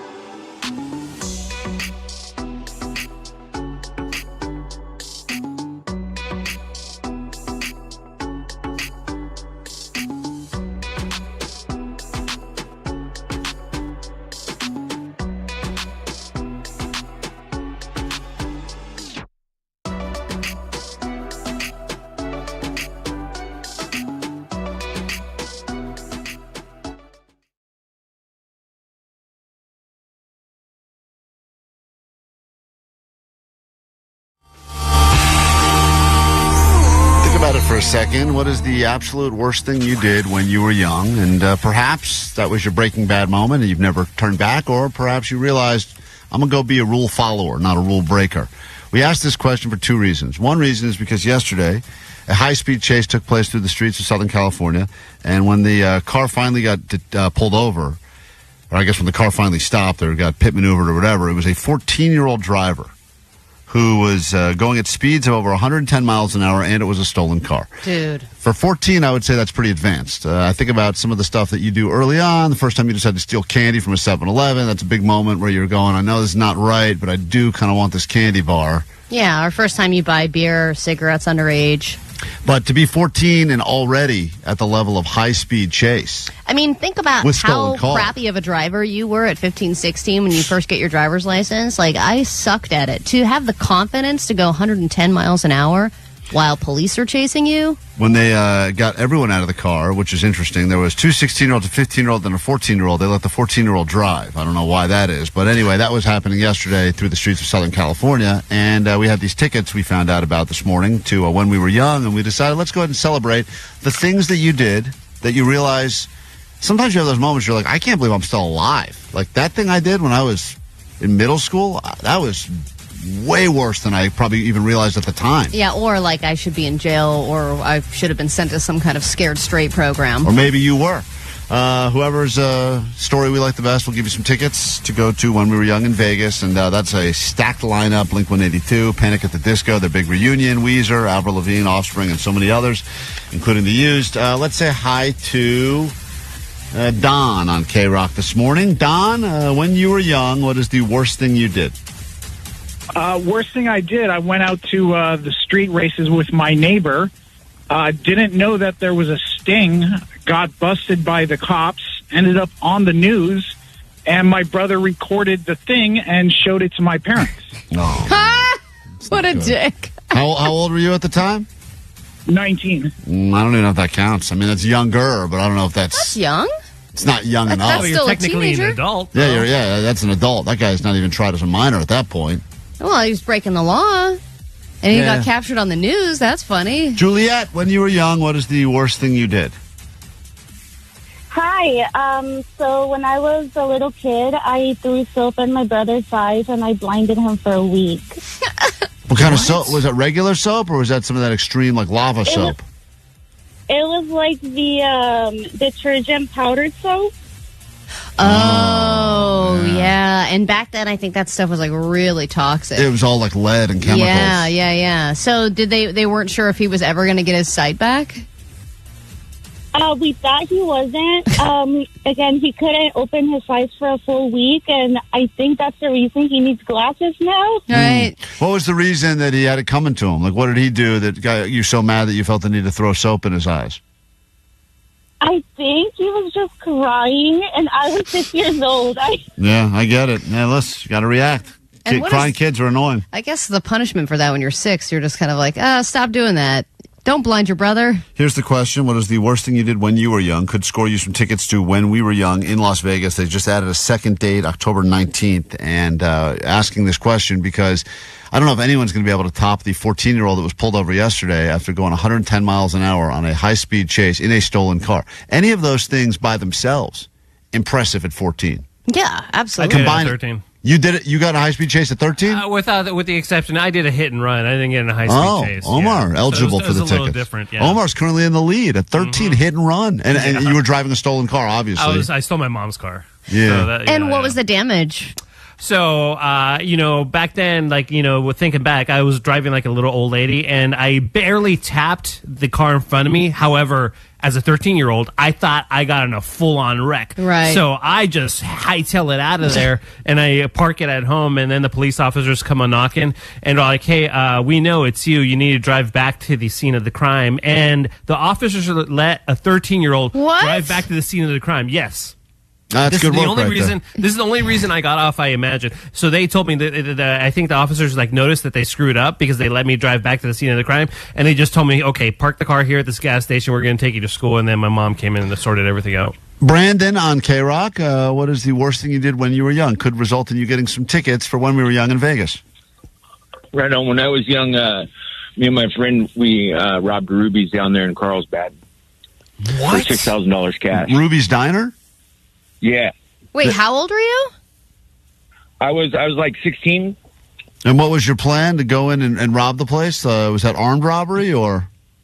Well, my friend was a manager, and he's like, this is what time the security guard switches over, so you come in and just hit me a couple times. Inside job. And, oh, nice. Cool. I mean, not cool, but go on. No, this is he terrible, tells me but to do also all this cool. crap, and I'm thinking in my head, man, do I want to go to jail for this if he decides so? I'm like, I don't know about all that. And so, long story short, it came down to where he put all the money in the bottom of my to-go bags with my food at the very end of the night. Wow. So, $6,000 in a to-go bag? That's such a heavy bag. Plus food. You got food, too, which is even better. And you never got tons of caught? food. I didn't. Well, so it's what happened. So my friend drove me down there in a Volkswagen bus, and we're driving back, and I thought we were going to get caught because there's a secondary check from Carlsbad to San Clemente, and it was off. But then as we're pulling up, the lights start turning on, and we were the first car to have to stop. And I'm like tripping. I'm like, oh my god. And he's like, just relax. But then they just waved us through. But then the cops interviewed him. Everything was cool. Ruby's hired their own investigator, and he said he felt like they knew something, so he just told them the truth. And he was supposed to get married in 2 weeks. I was going to be his best man, and I ended up not going to his And wedding. did you, what did you spend the money on? I went down to Mexico. I got a QP of really good perf from Sonoma, and I went down to Mexico, and I just blew it all. I felt like everybody was following me, and I thought I put the money in a dryer, in a pillowcase, and in the dryer, and put it so that the grease would get cooked out because it was Ruby's. I was stupid. Yeah, it sounds like it. I did something similar like that. I like it. Omar, impressive. Well, when I was 13. Yeah. Omar's always one-upping everyone. Really? You stole, Well, yeah. you I had a buddy. had a buddy who was a manager at Radio Shack, and he was going to quit. So he's like, hey, I'm going to turn off the cameras at such and such time. Go ahead and loot the store. Oh, And I poor did. Radio Shack. They already had it so bad. Yeah, Omar was the I final was a straw. dumbass, man, Nail in when the I was coffin. And he got $6. Ramirez on KROQ. What is the worst thing you did when you were young? Could result in tickets for When We Were Young in Vegas. What's up? Yeah. So when I was 17, a group of friends and I, we would go into 7-Elevens and like grab candy or whatever we liked, but then we would each grab 2 12-packs and just bolt out the door while another friend stayed in the car. We would jump in the back of a pickup truck, show up to house parties, and sell the beer. Yeah, it's good fun. Yeah, Omar did that when he was 6. I did do that. You did that too? Who hasn't done that? Yeah. Come on now. That's a lot. Beer run? That's a lot of people's like first crime. Yeah. I feel like they do it one time, they get the rush. They go, not for me. Fernando, Yes. go ahead. Okay, when I was about 12 years old, my van shoes were pretty dirty, so I washed them in the washing machine real quick, and I needed them to dry real quick, so I got my mom's blow dryer and stuck them in the shoe, set them on the ground in the hallway, and I went to go make lunch. And by the time I got back from making lunch, the vans and the hairdryer were on fire. Yeah, but your intentions were good. I mean, you were just a dumb kid, but you ended up lighting the house down, or you were able to put out that fire? I was able to put out that fire, but I can't accept that. Do you not hear these other calls we're getting? Do you not hear how deranged some of these I people robbed were? a diner. My shoes were hot. My vans were. I came up with a interesting way to try to dry my vans. I washed my shoes. See, now I think we're getting in territory of stuff I've done. Yeah, we just went. I killed the guy. I put a towel in the microwave. Right. Yeah, it's moved a lot. Paul, go ahead quickly. When you were young, what is the worst thing you did? Okay, so when I was a teenager, my family owned an Italian restaurant, and my cousin also worked there, and he was a server. He was a 350-pound man, and he always bossed me around. So one day he said, "Hey, make me a cappuccino." So I went and got a whole pack of X-Lax, chocolate X-Lax. I melted it down into his mocha frappuccino or whatever, gave it to him, and about a half hour later, he busts into the kitchen just sweating like a pig, and he's got explosive diarrhea. Here's the thing about the laxative prank. That is what I would consider age appropriate for being. That's a funny. That's way different. That's the way a young mind thinks. Right. That's Pooping exactly. is funny. Right. I'm going to make them poop. 110-mile-an-hour high-speed chase, stolen car. That's advanced level stuff right there. Well, we've heard a lot of stories. We have to make some decisions, give away some tickets, and I know there's a lot of people still trying to get through and texting in their stories as well. So cleanse your palate with some cardigans, KROQ.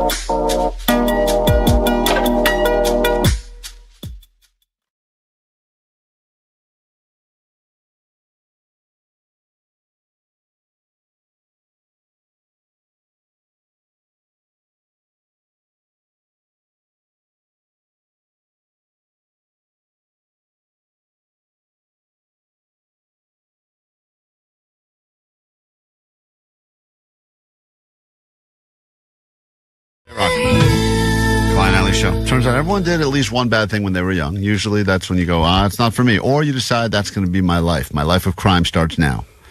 Tickets to When We Were Young in Vegas. Another date was added. We'll be giving away these tickets every morning this week. So if you can't get through today, or perhaps you were good when you were a kid and you're like, this doesn't apply to me, fear not. We'll have more tickets for you tomorrow morning and on Friday morning here. Susie, we will give you the final word and then we have to make a decision and give away these tickets. What's up? So when I was a kid, me and my brother were on the roof of the building that we lived in, and we were throwing rocks just randomly into the street. So we hit a cop car, and the cop saw us and came and was talking to our mom, and the whole time we were completely like shitting bricks because we had set a building on fire. I'm sorry, we were really nervous because we had set a building on fire earlier that day. What? We were Whoa, you buried the lead. Yeah, you really did bury the lead. Throwing rocks at the street is different than setting a building on fire. Why'd you do that? So, like, they were building a new apartment in our area, and me and my brother were just playing with matches, and we were in the stairwell, and we caught some paper on fire, and we couldn't put it out, and then it just started everything on fire. And then you just ran away? Yeah, we ran because we were so, like, we didn't want to get caught, and then so we ran, and we were standing on the top of the building that we lived in so that we could see what was happening, and that's when we started throwing rocks. Smart. I better get this cop's attention. Yeah. They're focused on that fire. We haven't lit a building on fire in 5 minutes. I'm bored. Let's throw some rocks.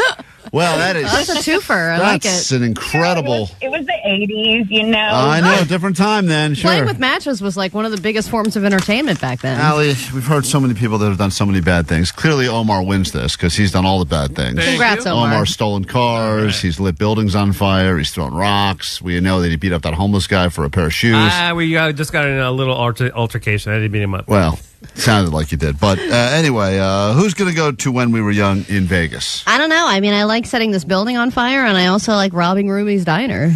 Robbing Ruby's Diner for $6,000 cash. But that guy lived a life. He said it's one of those things you always fear. You get away with a robbery, but then you're so guilty. You're so paranoid the whole time that you can't even enjoy spending the stolen money because the whole time you think that you're being watched. He was all paranoid and put his money in the dryer. Hey, Susie, have you turned your life around since you lit that building on fire?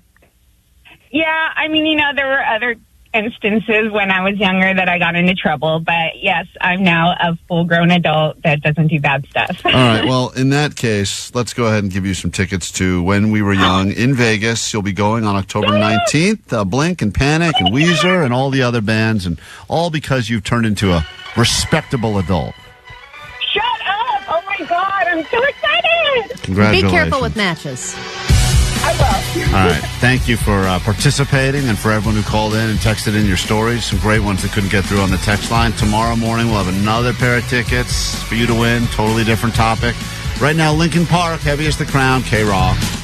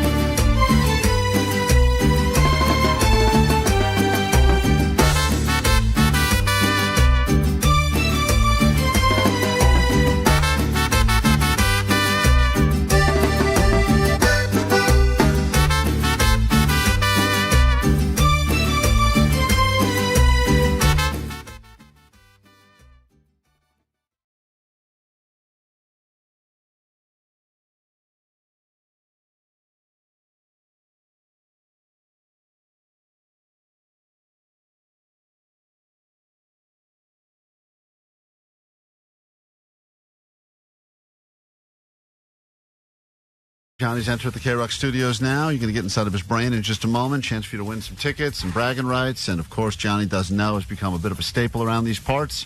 Although people are very upset about Johnny Doesn't Know. I don't want to... let's not waste time with the naysayers. I mean, there's a ton of messages here about Johnny, and I don't want to... This message is for Douchemaster Johnny. Douchemaster Johnny. I don't like these names, Johnny. I don't know why people are upset about things. But let's play them anyways. Let's. You're right, Johnny. Let's play them, though. Good point, Johnny. Go ahead. Let's play them anyway. Calling out men for rolling their backpack.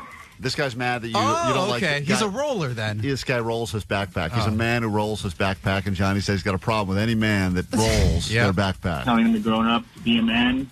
How about stop watching SpongeBob? Stop quoting SpongeBob. Stop learning stuff from SpongeBob. Yep.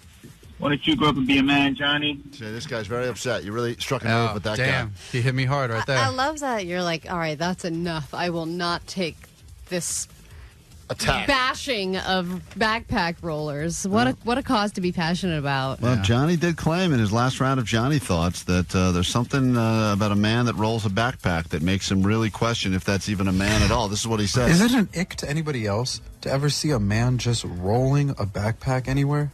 Like, pick it up, bro. Like, wear it on your back or, like, over your shoulder. You gotta roll it everywhere. You fired up that guy. All right, so we got questions this week about cars because Johnny dealt with some car trouble, and as we found out, he doesn't know an awful lot about cars, car culture, or how cars work. So all you got to do is predict, will Johnny know or not know the answers to these questions in this round of Johnny Doesn't Know. Johnny doesn't know. I don't even know that. Oh, Johnny doesn't know. I wasn't even a sperm in my father's whatever. Johnny doesn't know. Johnny doesn't know. Johnny Cochran. That's OJ's real name? Johnny doesn't know. You thought the J in OJ stands for Johnny? Wasn't it like Orpheus Johnny or like... Orpheus Johnny, you got it. You're off to a good start. Whatever that dude's name was, R.I.P. All right, Johnny. Yeah. You feel like you're more knowledgeable about cars now that you went through it? I mean, I saw you were in a tow truck. You got to ride with the tow truck driver. You got to talk about cars. You've been in the shop, in and out of the shop a few times. Do you feel like you know more now than you did a week ago? Oh, definitely not. There's so much to know about cars. All right, let's say hi to Crystal. We'll start with the baddies, make our way up and down these phone lines. And this is Johnny Doesn't Know Cars. You ready, Crystal? Yeah, I'm ready. Sweet All right, well, Sweet Dibbits, will Johnny know what type of car is associated with James Bond? Will Johnny know what type of car is associated with the great James Bond? I'm going to say 0 chance, but it doesn't matter what we think. What do you think? I don't think so either.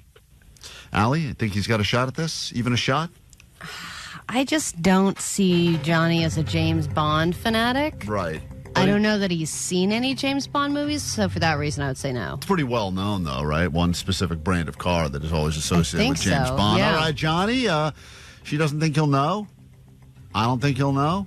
Every once in a while, though, you learn this from some weird Family Guy episode where it was brought up. So no, I can't watch Family Guy. I wasn't allowed to watch that when I was a kid. Well, you're grown up now. Yeah, but it's kind of whatever. You still can't watch it? You're 26. I couldn't watch it, but now it's like instilled in me, like, hey, I better not watch that Family Guy clip. Like, I can't watch that. Wow. Yeah. That's very funny. Are there all of your childhood rules still in place? Or no, just that one. Just that all one. right. So, Johnny, which car is best associated with the great James Bond? Well, check it out. I love James Bond. Daniel Craig, Pierce Brosnan. Oh, those are okay. my boys. Love the. So you've seen the James Bond movie? Yes, I love Bond. I know he drives a silver car, and it's a coupe, and it's like the one all the spies have. I don't know the brand of the car. Were you about to say gender of the car? I was going to say the genre of the car. I don't know what genre the car is, but if you had to take a guess, though, I mean, it is a make, right? There is a make of car. It's silver, and so you think all the spies drive that car. But what brand? I'm thinking British cars. I don't know many British cars, but I know Aston Martin. That's the only one I know. Say that again? Aston Martin. Like Ashton Kutcher, but Ashton Martin? Ashton Martin is the name of the car. Okay. Ashton Martin. You know what? He kind of got there. Crystal. Yes? It's Aston Martin, but okay, yes! you were close, and he that got counts. there. I'm going to give I'm going to give Johnny the point on that one. I'm surprised. Right? Really surprised. Yeah. I'm shocked you got there. Ashton Martin. Blimey, mate. All right, we go to the next. I'm sorry, Blimey, Crystal. mate. Blimey, mate. Let's say hi to Jason and give Jason a shot at this edition of Johnny Doesn't Know Cars. Johnny, what is the difference between a V6 and a V8? Will Johnny know that, yes or no? Definitely not. All right. He's going to say the two numbers? With a definitely not. Do you know the He's difference? going to say there are two numbers? I don't even know if we'll get that far. But, two numbers apart. Johnny, He's not wrong. What is the difference between a V6 and a V8. Jason says you will not know. V6 has 6 cylinders, 8 cylinders. V8 has 8 cylinders, mostly found in big, huge trucks or like really big, heavy like cars. Like you ever heard like the guy like actually I can't say that, but you know what? The new V8 engine. No, well, no, it was kind of like when people do street takeovers and they're kind of like no quema, and it's like V6 or V8. Right. I might be speaking a foreign language, you guys. I don't know if you guys understand I get it. That's all right, Johnny. Johnny, once again, you got it right. You know what I mean? Yeah, there we go. See? Well, I know. I know car stuff. I don't know the second part of what you said, but the first part. Yeah, that might have to take a while to explain, but yeah. Let's go to Marco in Huntington Beach for Johnny doesn't know. He's on a bit of a streak right now. Hey, Marco. Yeah. Hey, good morning. Hi. Will Johnny know which country gives us brands like BMW and Mercedes? Will Johnny know what country those hail from? Yes or no? BMW and Mercedes. I am going to say yes. All right, with confidence. Marco says you will know that. Johnny, what country brings us brands, car brands like BMW and Mercedes? He looks dumbfounded right now. Well, this is just my normal face. Aren't those British cars too? I need a country, specific country. British. Those are British cars. Do you BMW. know, do you know what country British is? Oh, England, New England. New England. But yeah, but also too, those are British cars. Hold on, excuse me. Hold on. Klein just did a I think double you're take. dumbfounded. Hold on. You said so many Yeah. things there. You went British, and then you jumped to England, and now you're saying New England? Yes, New England car. English. boy. Excuse me. English cars. Just hear Marco in the background going, oh, boy. Oh, boy. He said yes. So you're going to go with New England? Let's go. Yeah, what is New England? Go ahead. What is New England? British cars. What yes. is New England? New England is Let me just start by saying that New England is in America. What country or what part of the state is that? What part of the state? Where does it say New England out of the 50 states? When Yeah, when is New England when the too? people from the regular England came over to America, they created New England. So it's on the East Coast because it's definitely not a West Coast. That's right. You got that. Well, like which state? But more importantly, let's get back to the question that matters. These cars are from Germany. How are you alive? We have a bigger question here. Yeah. Which college did you go to again? Shout out Santa Monica College. Now enrolling till December All right, 13th. Let's say hi to, I'm sorry, Marco, you went with Johnny, and he really messed you up good there, and all of us. Let's say hi to Wait, Rick. where did the car come from? What brand are those They're cars? German cars. Oh, German. I said that. Did you really? Wow. Yes. Jeez. Are they regular German cars or new German cars? That's a great question. God. Yeah. Josh, I'm sorry. Thank you for putting up with us here at KROQ this morning. No It's one's gotten theirs right yet. Johnny doesn't know cars. You ready to go? Yes, I am. Yeah, this could be like a one and done. Johnny, do you know the name of the first car that was mass produced? This is a well-known bit of information. First car that Another was produced history question. on an assembly line. This is something that if you don't know a lot about cars, but I feel like everyone knows this car. Josh, will he know this? Yes or no? I'm going to go with a yes. He It's a says really you will popular know car. this. It is a well-known fact about cars. See, I thought you would have asked me questions about the movie Cars, the Disney Pixar movie Cars. That's Do you what think Johnny doesn't know Cars was about the Pixar movies? Yes, like I thought you were gonna ask, like, what car is Sally from Cars? She is a blue Porsche All right, well, with a that's- tattoo on her back. That's not the way that we do this around here. But now you ask me, what's the first car ever to roll off the assembly What line? animal does Mater tip in Yes. the first A big tractor cow, by the way, too. This ding, is- ding, ding. This is That counts. This is you brought your own bell in here. Yeah, I You found haven't- it back here. Actually, haven't had to use that very often today. All right, Johnny, what's the answer to this question? The first car that was mass produced? Jeeps are kind of like the first car ever to me in my head. They look like they're super old and they've been around for a long, long time. So I'm going to say, Jeeps. Jeeps. Let's go Jeeps. Oh my Okay, sorry. Lord. Sorry, What is Josh. Lord? Josh thought he would know that. And The he first did not. car ever? A You think Jeep. it's a Jeep? What else were they making back Ever then? hear about the Ford model? Ford Escape? No. Ford model? Fusion. Ford Fusion is the first Johnny. car. What? Johnny. What Ford are you talking about? There's so many Ford, damn Fords in the Ford world. model. Taurus. Model No. Taurus. Okay. Ford Taurus. What is the answer? The Model T. The Model T. T? Who the hell drives that nowadays? Nobody. It was the first car. So why would I know this? Because it's history. It's the first car that was ever All made. right, whatever. We'll give Chris one more chance. No one has gotten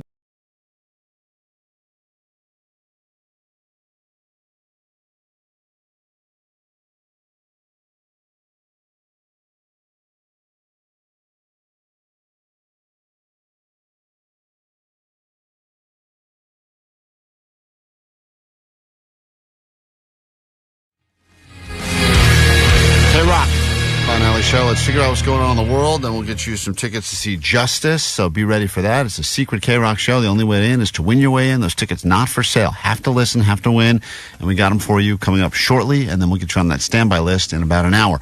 Right now, your news, what's going on in the world. Grab your Adderall. It's time for ADD News. Viva Klein and Show. Come to America as long as you are rich. That is the new message on immigration from Trump. Though he's made it very clear in the past that if you are from another country, he does not want you here because all you'll do is take the jobs and commit all the crimes. But now he's saying, if you're rich, all that's fine. He's offering a new path to citizenship, keyword path to citizenship, not guaranteed, and he's calling it the Gold Card. It's an upgrade from the Green Card. He says it's like a Green Card Plus. And to get this card, you have to pay $5 million. He said... This does not sound real at all. It's insane. It is crazy. It's just insane. He said this will allow... I thought this was an article from The Onion. Yeah, it sounded I know. like an Onion article, and I go, even for The Onion, this seems a little bit too far-fetched. Oh, the Onion's really gone downhill with their stupid headlines. Yeah, this is getting even a little hard to believe. This is legitimate. And this is what he said. It will allow wealthy immigrants to enter this country and spend money here and stimulate the economy. And of course, you know, rich people can't commit crimes, so we don't have to worry about that part of it.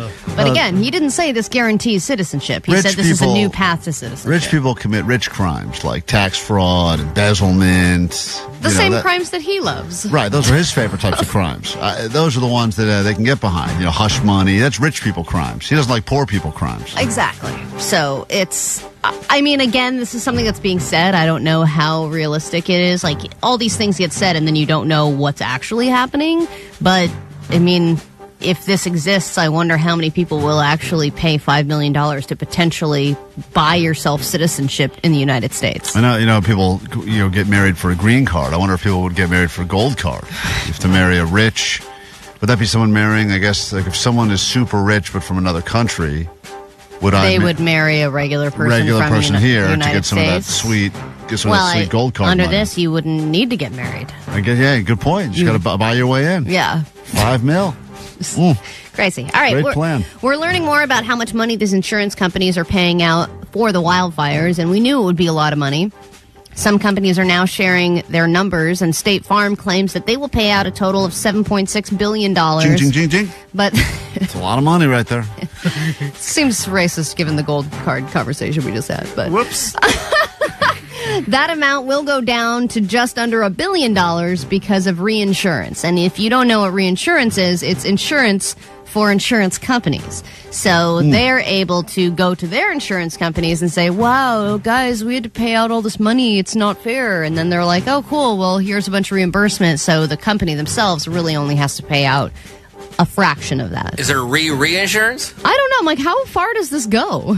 I think it goes pretty far because I know when it comes to gambling and stuff with bookies, like they'll lay off a certain amount of bets with other bookies, and those bookies will lay off bets with other bookies. So you end up having reverse bets kind of going back and forth, like 9-10 bookies deep, because no one wants to be on the hook for all that money. And then eventually, what does it just come back to the residents? Then it just comes back to us. Look, I know State Farm. I was with State Farm a long-ass time since I got my driver's license, and I finally had to bounce out because they just kept jacking the rates. Yeah. And, now, understandably, they got to pay out a lot of people, but it got to a point where you end up, we're the ones that are paying it. Yeah, eventually it trickles down. Also, side note, we're also learning the iconic Steinway piano that Lady Gaga and Bradley Cooper sang their Shallow song on stage at the Academy Awards was lost in the fire. No. Here's a clip of that song. Beautiful.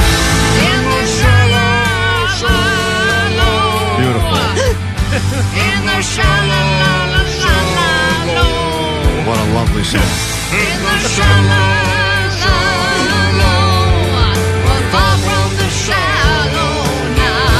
That's actually the sound of the piano burning in the fire. In what world did you guys do that? I don't remember. After the Academy Awards, we recorded our own version of Shallow. We sang the entire song. I think Allie got me really high and told me that'd be a good idea. And I said, sure, why not? I think we just didn't care at that point. We were like, we'll spend 3.5 minutes. You guys on went this. for it. That's what makes it so great. I said, and then we dubbed over the performance. I think we still have that on. That. I think I said to myself, this will never come back to bite me in the ass years later. Yeah. Boy, was I wrong. I did some really good dubbing too on that. It really looks like we were singing it. Man. Even the piano burning in the fire is not nearly as tragic as what I just heard, according to 714. So, catchy song. You're welcome. You're very welcome.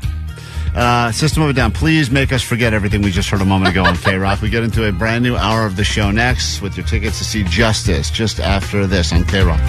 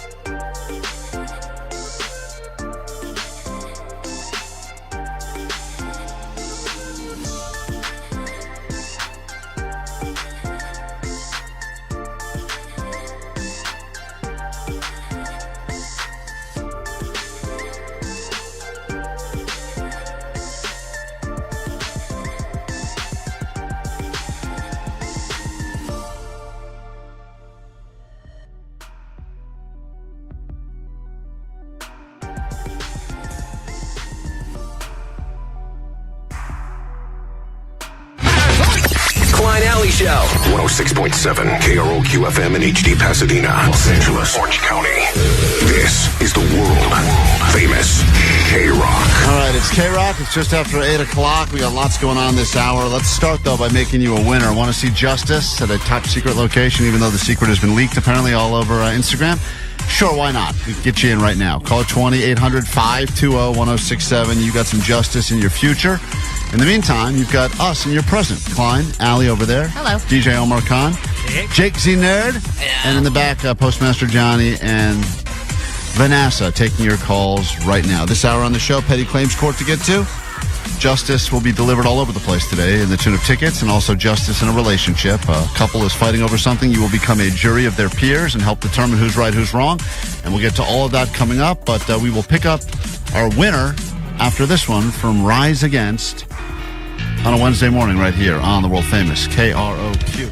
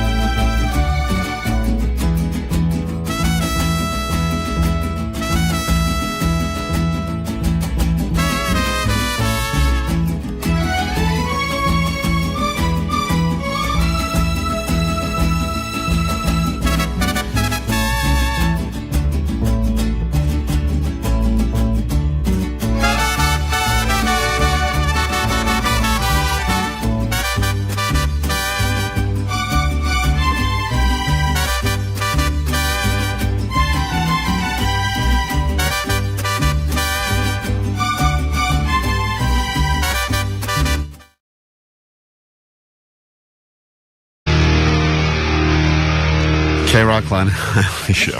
Oh, man. Lots going on this morning. Let's start by making someone a winner. We go to caller 20, which puts us in Whittier, California. We say hi to Michelle. Good morning, Michelle. I love you guys so much. Oh, thank you for saying that. Is that because we're giving you something? Well, yes, but also I listen to you every day in the morning, so I love you anyway. Oh, appreciate that. Thank you for that. Hold on one second. You're going to go to see Justice at the Top Secret Show. They've got a few extra of those tickets to sneak people into the Justice Show. Of course, if you want to get on that standby list and travel to Denver this time to see Justice a second time, you're going to have to call us starting at 9, noon, 3, and 6. Those are the standby spots. 9 through 6. We're doing it every hour all day on KROQ. But currently, we're just giving you some bonus access into the show.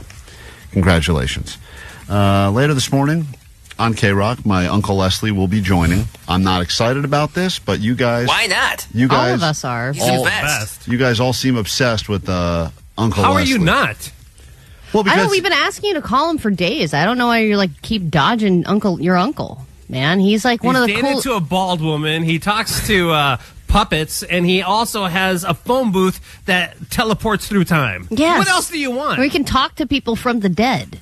He's a weird... If he was your uncle, I would think it was great, Allie. Do you know how you don't like it when we call your mom the throat goat, and we all have her on, and we all ask questions about her being the throat goat, and we all think it's great, but you don't like it because it's your actual mom? Yeah, I don't mind having my mom on. I don't love the throat goat narrative, but this is just talking to a guy who's got some great ideas. It's not that deep. What's the problem? He's my actual blood uncle. So you're embarrassed by him? Not embarrassed. No, he's just being a bitch. Bitch boy Klein. No, we're going to have him on today. You guys wanted to have him on. I got out. We do most things on this show go down to some sort of a vote. Every week, Omar pitches having Uncle Leslie on. It's the only idea Omar brings every week. Every week, whenever there's any new ideas for the show, Omar goes, more Uncle Leslie. Totally. More Man, Uncle Leslie. And then we all go, yes. And then Klein just looks down. Uh-huh. Well, he's a hard guy to get a hold of. He's he's always really wears not. The same clothes every day. I mean, come on. One outfit the entire time I've known him. I've known him, 35. I've known him. I didn't really meet him till I think I was 6 or 7 years old. But when you were on that weird cruise with him? When I finally met him, I was like, this guy is wearing the same clothes. Now he has the same clothes on. He's worn them his entire life. Yeah. It's the same pair of pants. And your dad is like, God damn, my brother. Yeah, you can't figure him out. He's a weirdo. He is a weirdo, that's for sure. But anyway, later this morning, the return of the great Uncle Leslie.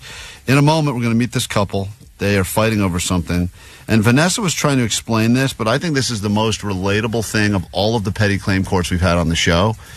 Vanessa, what, the husband or the boyfriend's mad at the woman for what? What is going on? Because she just spends and spends money on Amazon, on Target to be exact. Yeah, everywhere. She apparently has been accused of having no concept of how much anything is, and just whenever there's anything, and I do believe that happens more and more now.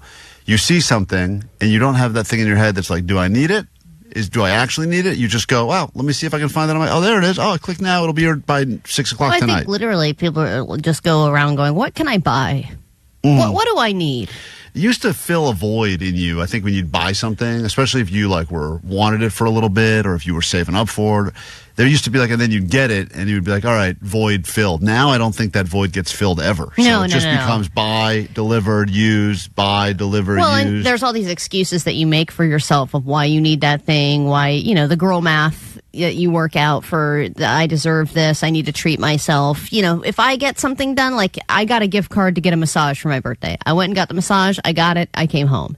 Katie does the same thing and comes home going, oh, she got me on this regimen now. I bought all the products. She said I need a massage at least once a month, if not more. So I scheduled the next one for 2 weeks from now. I'm like, how did you manage to spend 5 times as much money? I would say most relationships, there's a spender, an extreme spender, and someone who I think just because of who tries to collect the shrapnel. They get forced into the position of having to try to be the extreme saver, because if they don't go full extreme saver mode, then the spender is going to bankrupt the family. You got 2 of the same, then you're basically just going to bankrupt yourselves within a year. Now, 2 extreme savers, probably a good combination, I would imagine. Oh yeah, you can shower together, you can save the shampoo. Right. Use each other's toilet paper when you can wash out your hair and then put the soap in their hair. Right. That's a disgusting way to go through life, but yes, I can imagine that would work for those people because they don't realize how gross they are.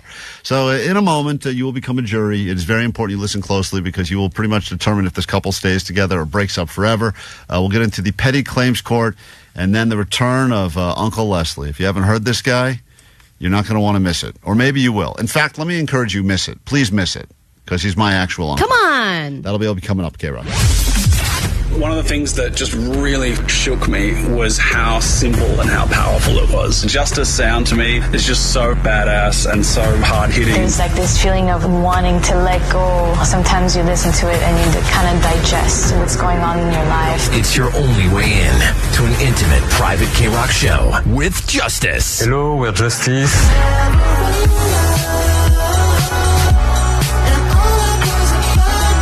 Listen every hour from 9 to 6 to win a pair of tickets to see Justice at a K-Rock secret helpful Honda Soundspace pop-up.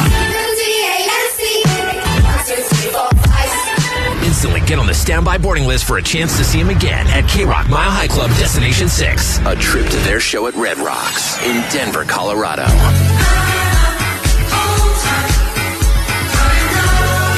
Keep listening to win. Courtesy of K-Rock and Virgin Music. The helpful Honda Soundspace is driven by your helpful SoCal Honda dealers. Hey, if you're seriously injured in an accident and results matter to you, call the attorneys at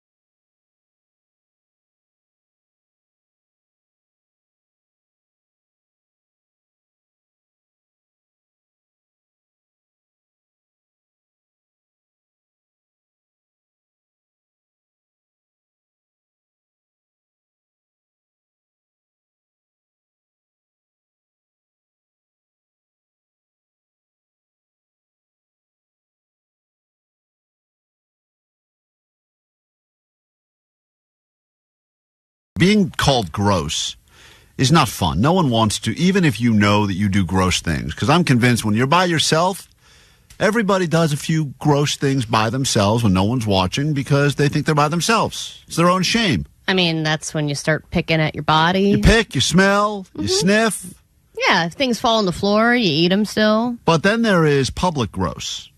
Public gross is no good. And we believe that there are two people on the show that are both going to be competing for the title that no one really wants, which is grossest on the show. It's time for the gross off. In this corner, he has a sweating problem that we know about. He walks around with paper towels under his armpits because deodorant can't even help him. I have social anxiety. I haven't said it's you yet, Jake. Let me finish the introduction. Could be me. It's Jake. Here's Jake. He's also got some sort of a digestive issue, which he has. Ulcerative colitis. He has a car. Digestive. It's an autoimmune disease. He's a car.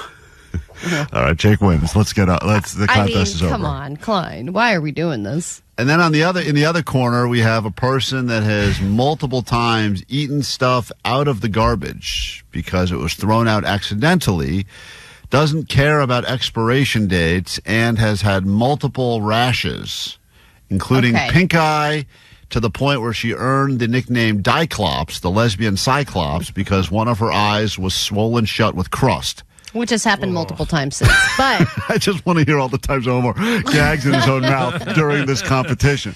So this is going to be a real battle of gross. I'm just letting you know. Not to make it even worse for myself, but I've also earned nicknames like Poogers and the Onion Queen. Yeah. Oh, yeah. Don't worry. That'll come up at some point during the quiz. And she eats on the toilet, too. She eats on the toilet. Nasty. I'm multitasking. And she shares a toothbrush with her wife.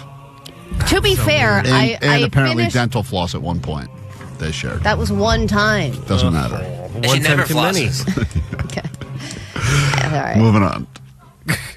Jesus Christ. Allie's the winner. All right. Let's go. Move on. You just keep describing each person. I haven't even gotten to the quiz yet. I mean, we're just in the goddamn intro, and I'm nauseated right now. Yeah. Well, yesterday I was sitting there writing my show email in the same clothes I had exercised in while not showering and sitting on a fabric chair going, maybe I should just own it. Oh, my God. Jake and Allie, write down your answers to these questions, and we'll go through this quickly, and then we'll have a palate-cleansing song, which I think we'll all need at that point. And apologies if you're eating during this, or if you've already had a rough week because of the fires, and who hasn't. I'm sorry to make your week even rougher. Maybe someone will listen to this and go, you know what? Could be worse. It could be Allie or Jake. Question number 1. If you drop food on the ground, how likely are you to still eat it? Can you explain one of the food examples? And what ground? Yeah. See, these are both questions asked by gross people. They're important questions. Is it my own kitchen floor or is it an outside? You can answer area? this as a general, but if you'd like to go ahead and clarify, I think all of you are going to answer grossly, but you're going to defend your grossness because that's what gross people do. So go ahead and write down I'm just in general now. Go ahead. It is a random sampling of grounds and foods. Is it a shish kebab? Is it a field? All right. Is it a bathroom floor? Allie, if you're eating on the toilet and something slips out and falls on the floor, are you still eating it? Just answer the question. How? It depends I will tell you on right, the floor. I will Is tell it a gas station bathroom floor or my bathroom? Guys, I will, without asking any of these if it's the KROQ questions. floor, no way. Okay. Right? I'm going to say. No, if it's the KROQ floor, 10 seconds. Oh, my God. Oh, my God. Guys, this is just question one, please. Okay. If you drop food on the ground, how likely are you to still eat it? And please, you're more than welcome to take this quiz yourself. You're sitting in traffic right now. Whatever. Answer, let's see how you would have done. Are you grosser than Jake or Allie? Probably not. Question 2. How often do you wash your hands after going to the bathroom? Again, this completely depends on where you are. No, it should not. No, it should not, Allie. How often do you wash your hands after going to the bathroom? Jake, come on. You know what I mean.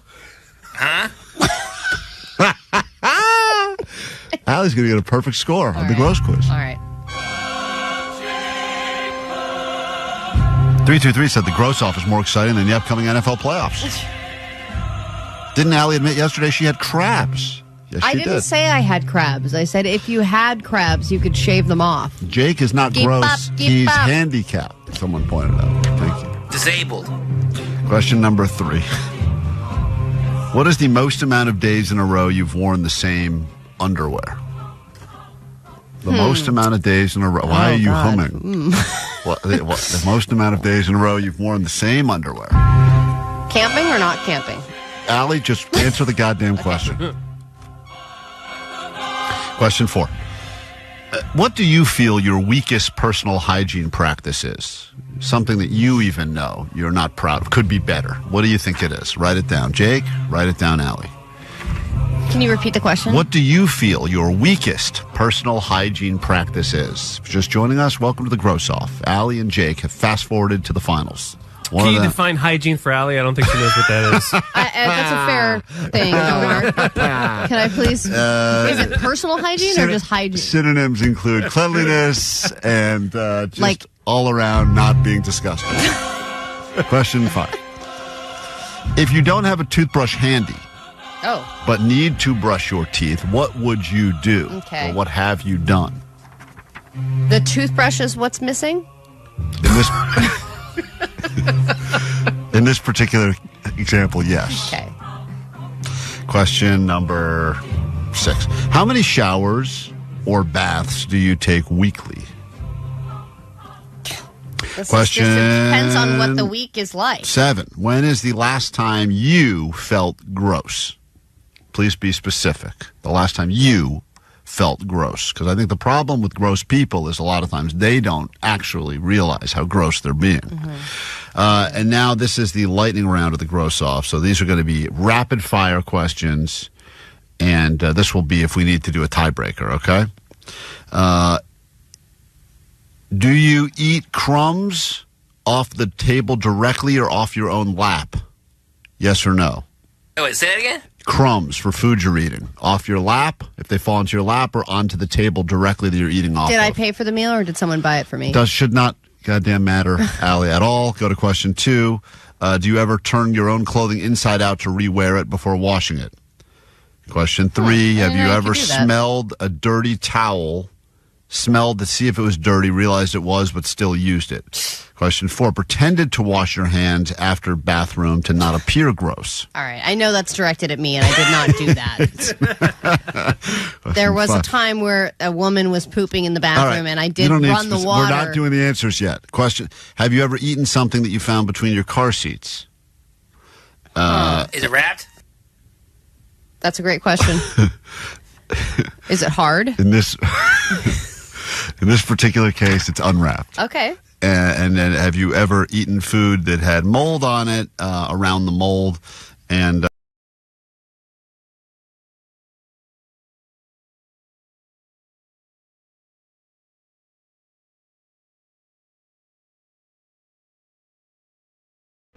don't belong here.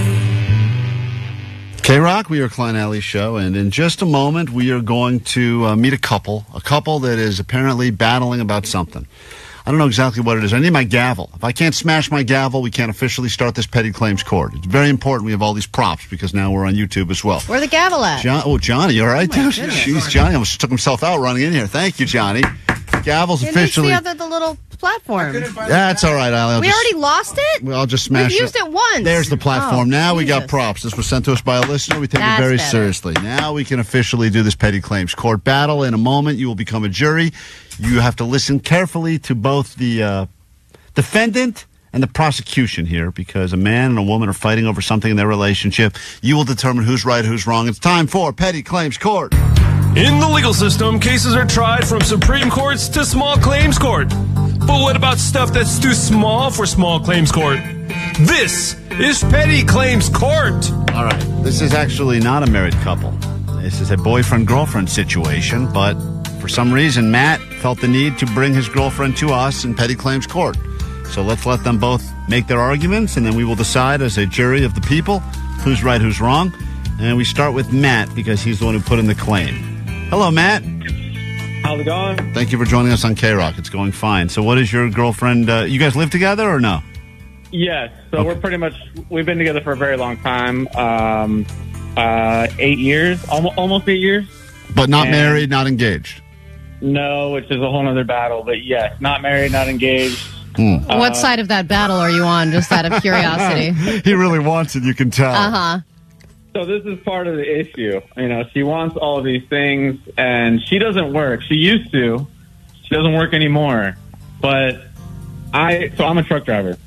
I run my routes. I'm running extra routes. I'm picking up extra work, overtime, all that. And then she's just been at home. You know, she goes to Ulta, Sephora, Target, Amazon, everything. I come home every day. There's new Amazon. You know, and I feel like, just to be honest, I'm not bringing in the money fast enough. Right. Well, you can never keep up with Sephora. I mean, good luck. It doesn't matter what you do. You could be a Rockefeller. You're not keeping up with Sephora. Yeah, and it's like Costco. Like, you go in there for one thing and you end with like a full cart of stuff. The amount of times I've heard my wife say, I need to go to Sephora today, and I say, no one has ever needed to go to Sephora. No, we always need to go. No, but no one needs. You don't know what the word... We do need to go. No one knows what the word need means then. I need more foundation. All right, I need more blush. Yeah. Matt gets me. Anyway, we're going to bring your girlfriend on in a moment. So your concern is that she is spending at a rapid pace, and it is everything, and there's no filter that says, I don't need that. Quite the opposite. She go, maybe I got one of these in every color, because which one works? We don't know, right? Exactly. I feel like I'm in a hole, and it's just getting deeper and deeper, and we're not coming out of it. That's so we talked about it. Mm-hmm. What does she say before we bring her on to defend herself? Well, she's Latina, so it's in Spanglish, and I always lose that battle. I know what she said. Omar's going to play a clip of what she says. I feel like I know exactly what she says. All right. That's good. She makes a good argument. All right, let's bring her on. This is Danielle. I love that we've reached the women be shopping section of petty claims court. Hey, listen, Allie, this is a legit... I don't know if it's always the woman in the relationship, but in a lot of relationships, there's a spender and there's someone who doesn't believe in it. And in this particular case, Matt has brought his girlfriend of 8 years, Danielle, to petty claims court. Good morning, Danielle. Thanks for taking a break from Amazon to join us. Hello. Hi. Go ahead and defend yourself because the jury will vote, but not until you have a chance to say your piece.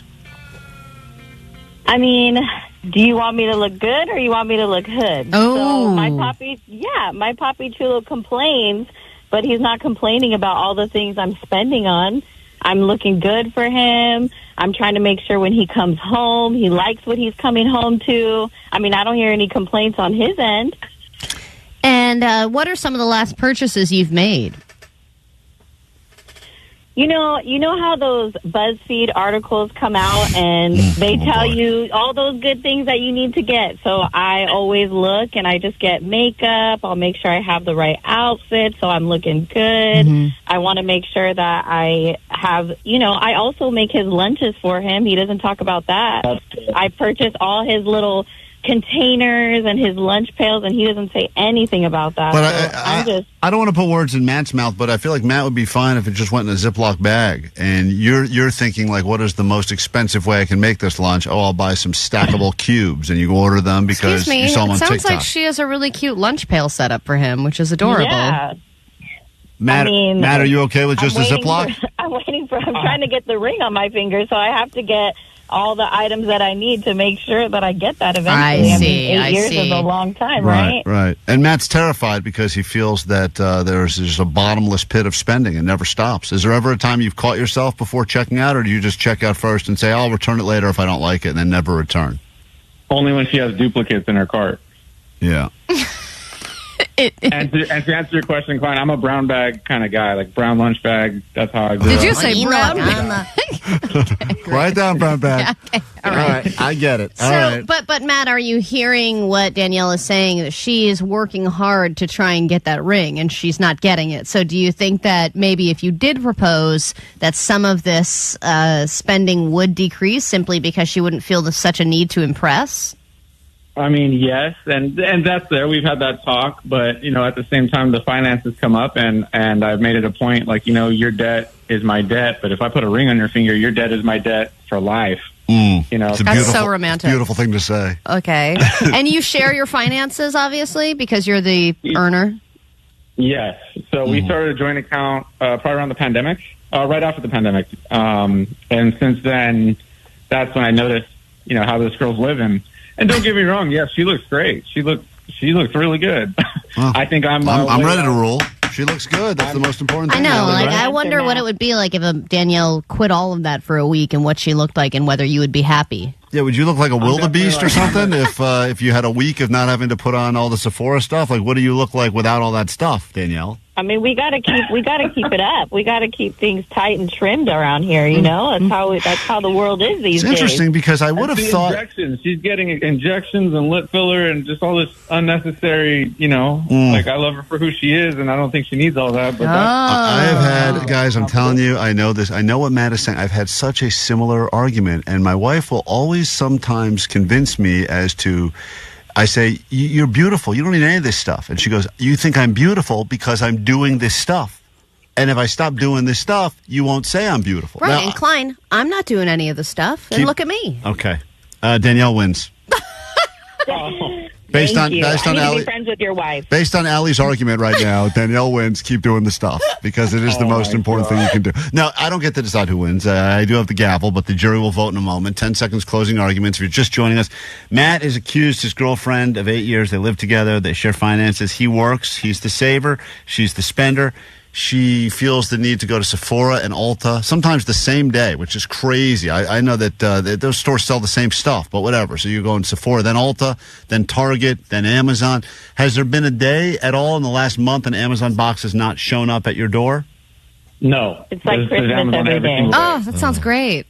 Every day. And it's like you get that email where it's like your Sometimes package they're has been small delivered, and you're like, I don't even remember what I ordered. I can't wait to open it. It's amazing. The only thing I get is the Hims package once a month. Well, what do you take And from? he's not complaining about his monthly subscription. Right. What's that? I need that. Is it a penis pill or She's something? Latina.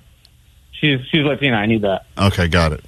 All right. Let's get to it. Let's get to the voting now. 10 seconds closing arguments, then we'll officially open this up to the jury. Text line is already very active here. Many people can relate with what you guys are going through. Danielle, you've been accused of spending too much money, and you're claiming you're doing it for a good reason, but still it's too much, apparently, and you have 10 seconds to make your argument for the jury. Go ahead. You want me to look good or you want me to look hood? I'll keep it short and sweet. I look great because of that nice blue-collar man right there. Matt, 10 seconds, closing argument to try to get the jury on your side. Whatever you want to say, go ahead.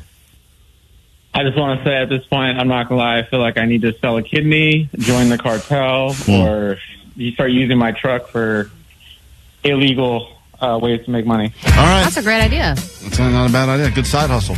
All right, we'll take your votes now on the text line. The first 100 will determine who wins and who loses. You voting for Matt? Or are you voting for Danielle? The verdict, the ruling, the punishment, it's all next right here on KROQ.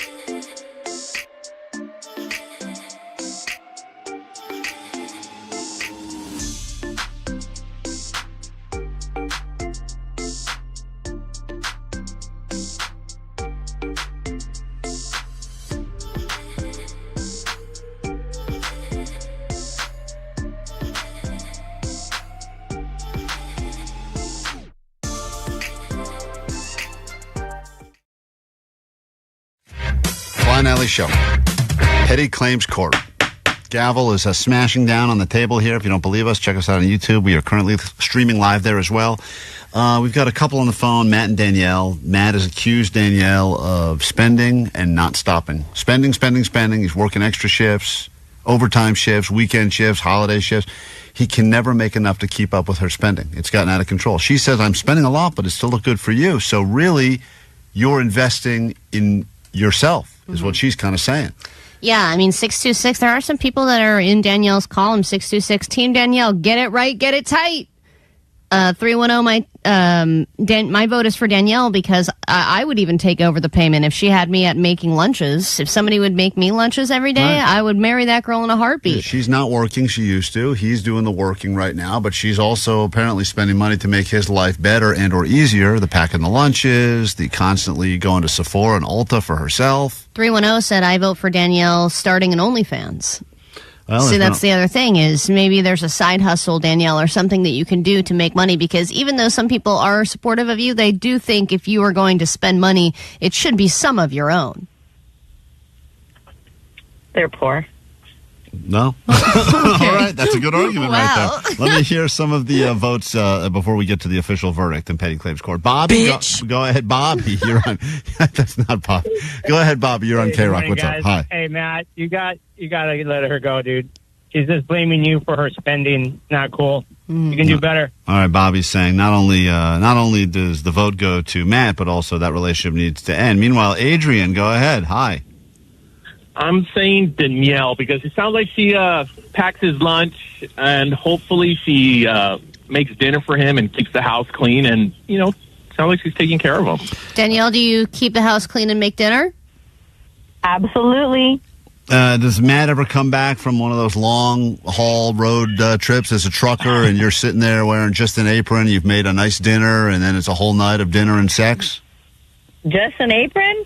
You're lucky I have that on. Wow. So you know what? There's a benefit That's here. true. Yeah, That's true. see? So, What?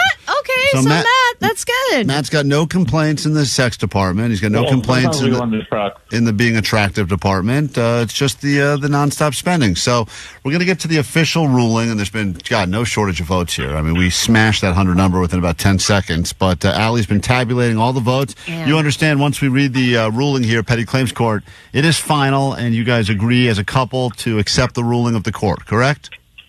Correct. All right. Hallelujah. Hallelujah. All right, Allie, whenever you are ready, you can read some of the votes, and then we will announce the winner and loser in this edition of Petty Claims Court. Well, I think 323 said it best.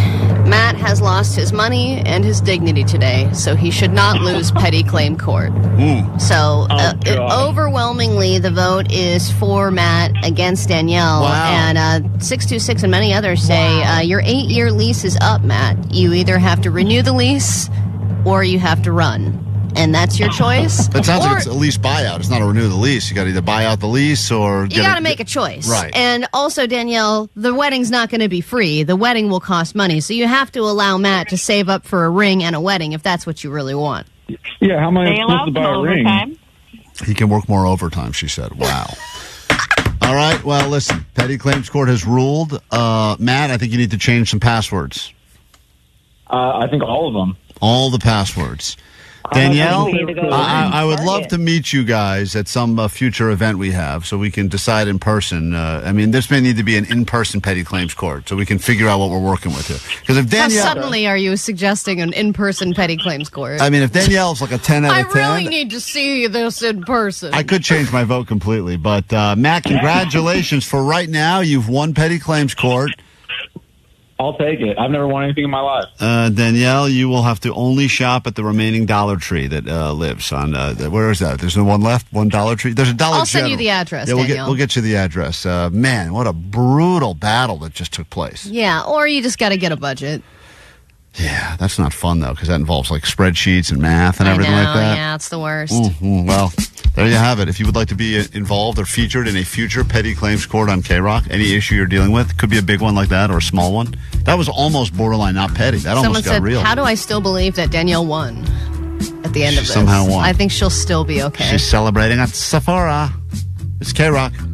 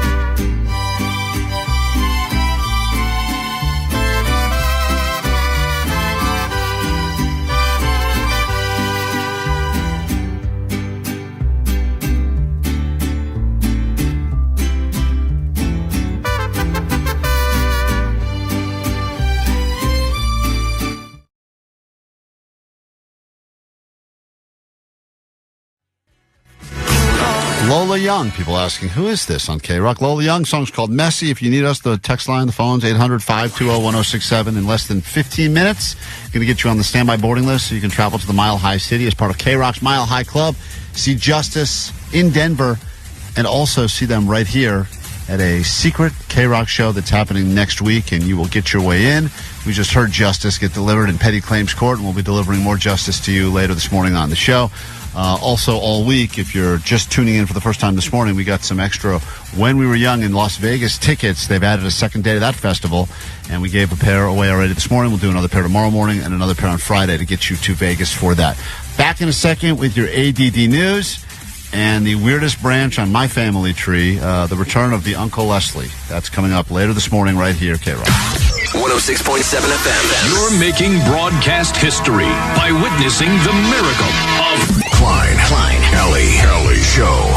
Mornings. The world famous KROQ.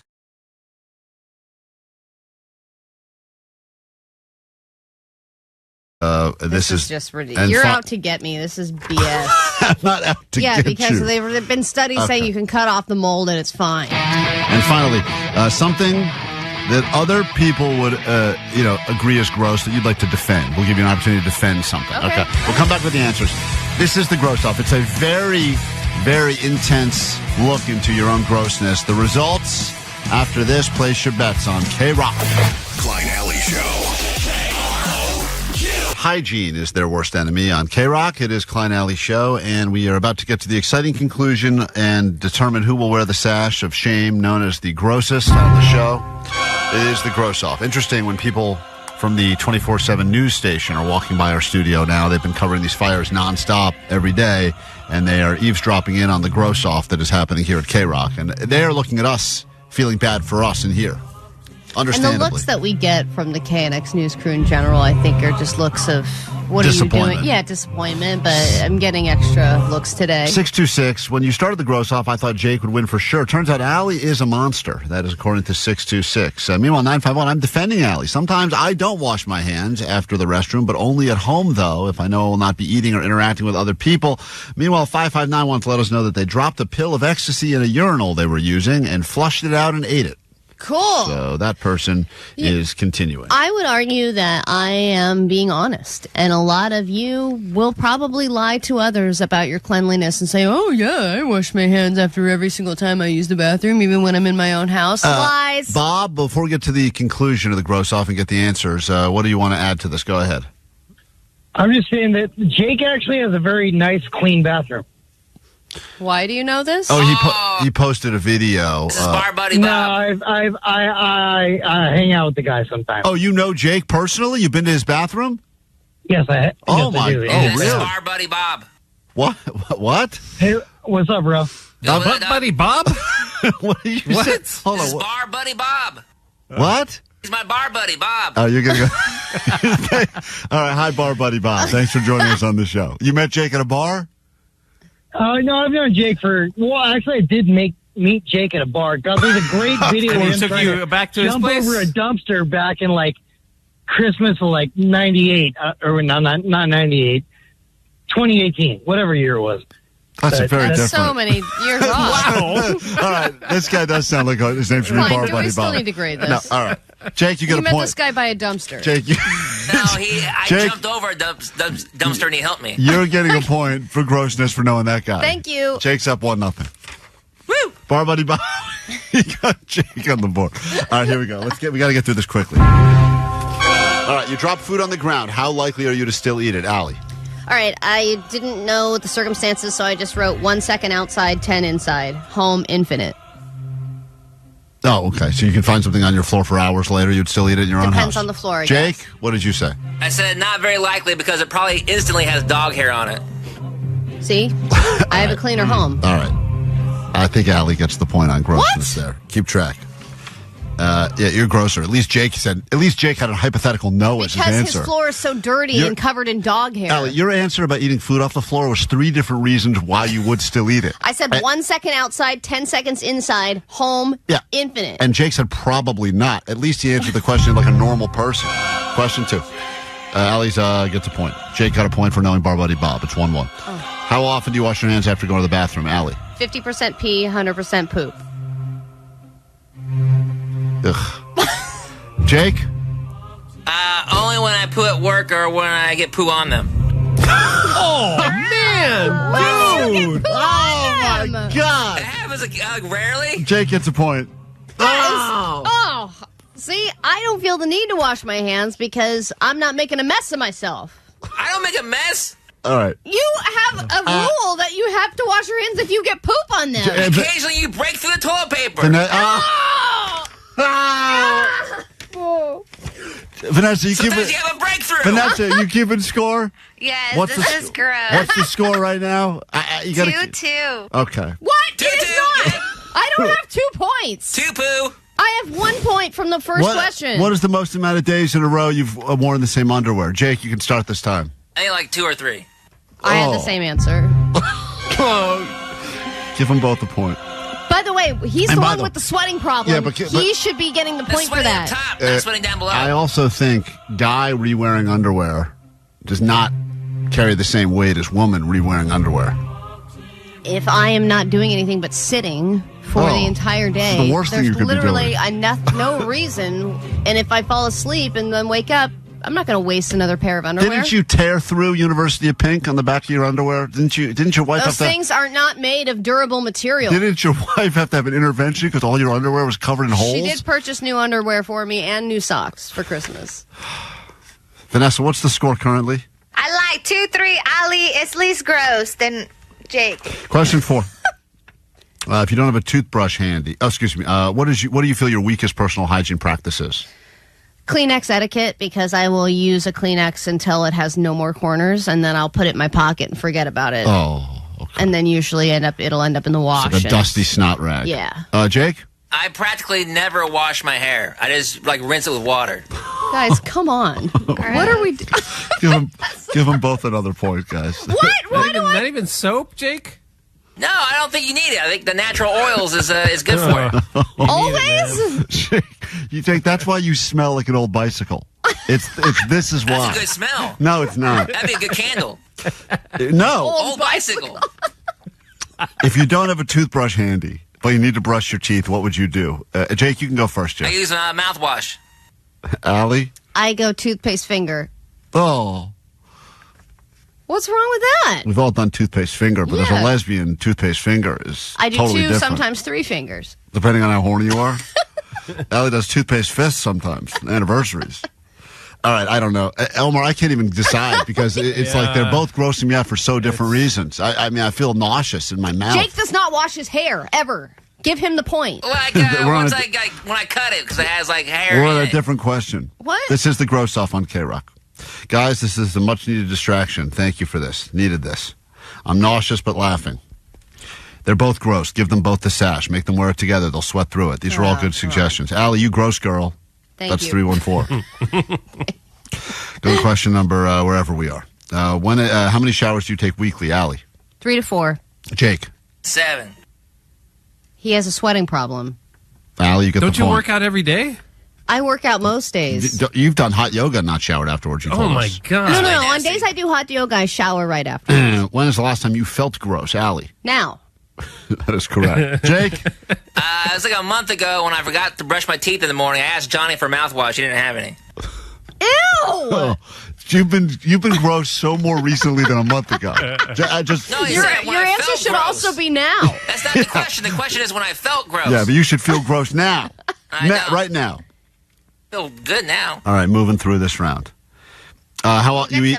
You eat? Doesn't give them all the points. Everyone. 909 said, "What in the name of white people is happening?" I don't know.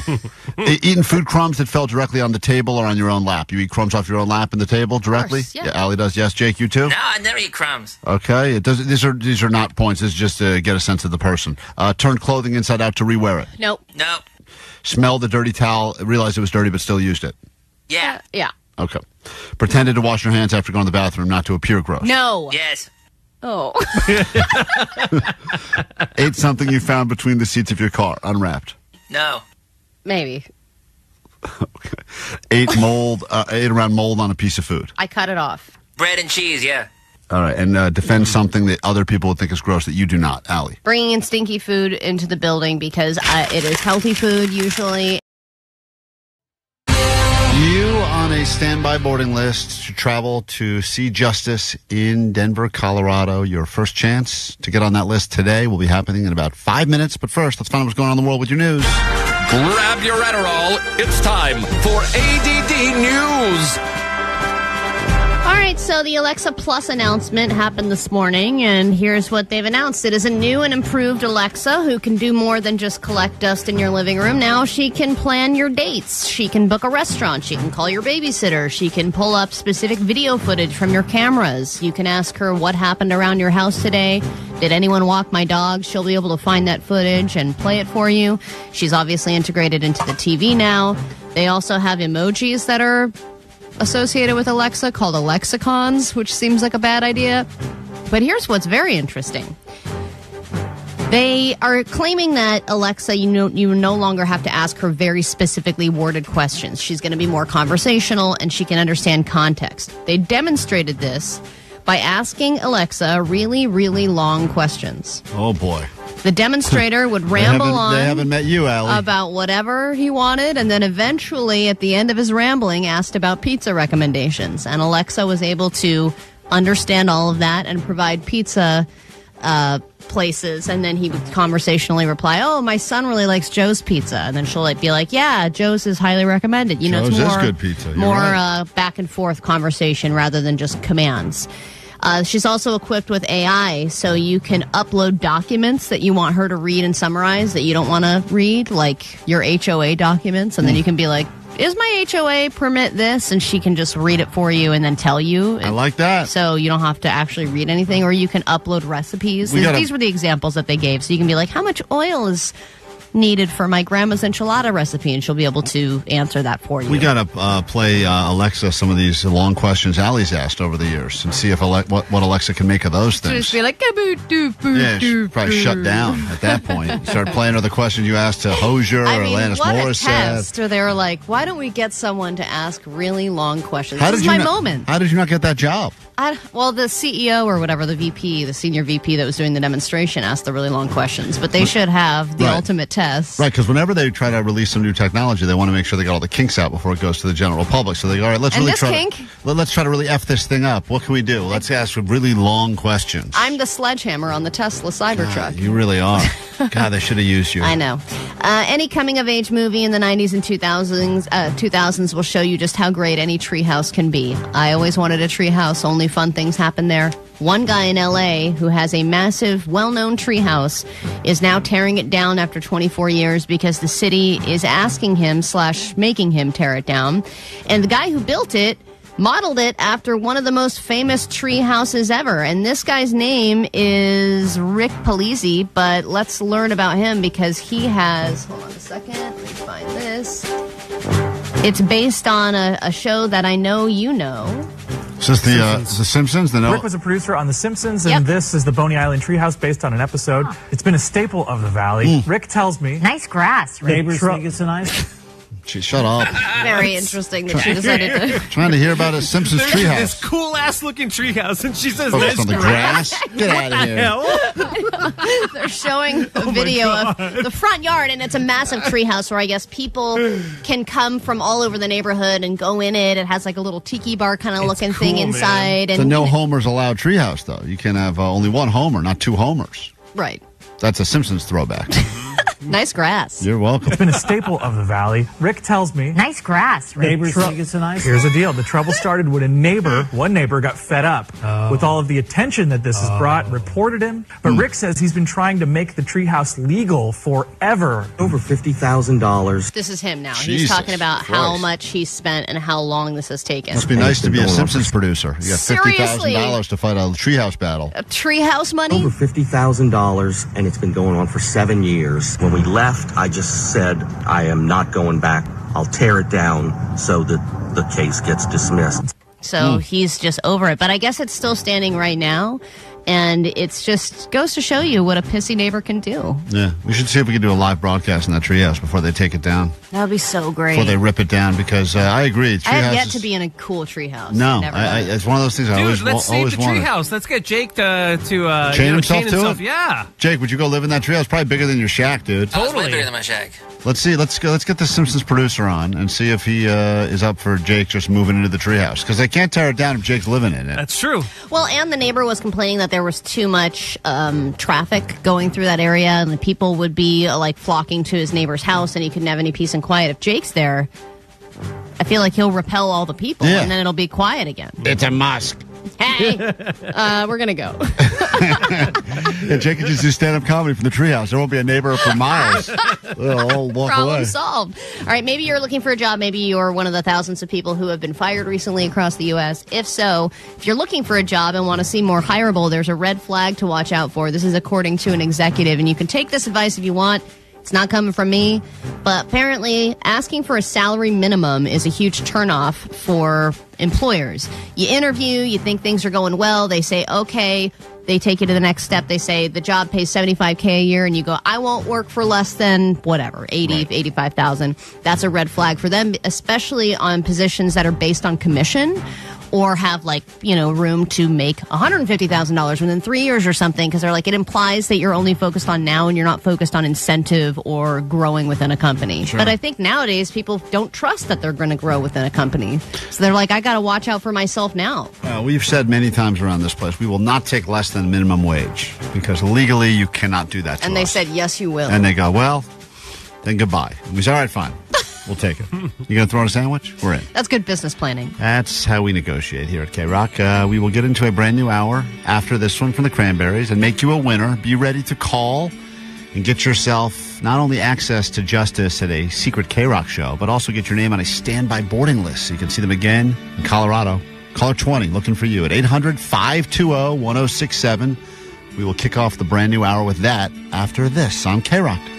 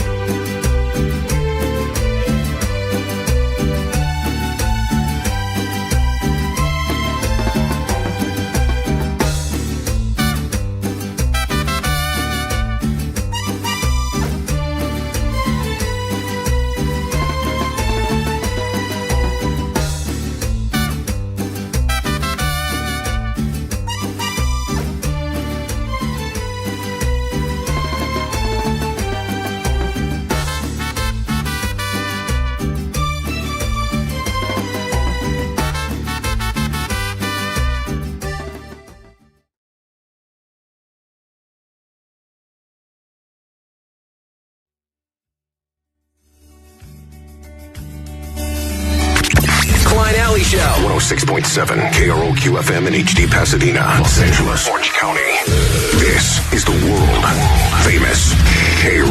Welcome to your Wednesday morning, just after 9 o'clock here, KROQ. This is when the good stuff starts. Every hour, all day long, starting now.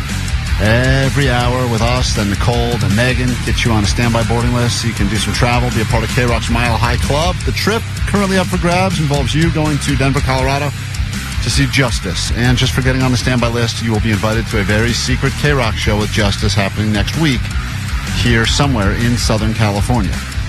Caller 20 puts us on someone in Costa Mesa listening right now. Hello, who's this? This is Nole. Nole? Well, guess what? What? Caller 20. Ah! No way. There you go. Awesome. Is that her name? No way? Thank you. That was No just way. No way. You're going to be going to No see way. Justice. I'm going to write down No Way on the standby boarding list right now, so maybe we call you back on Monday and give you the good news. You'll be packing a bag and traveling to Denver to see Justice again, because once is never enough. And hang on and hold on, all right? Fantastic. Thank you so All right, much. yeah, Let's you're double check and triple check the spelling on that name so that if she Yeah. wins, she can actually get on the plane. I have a feeling that's going to be a real problem. Check in. Real problem.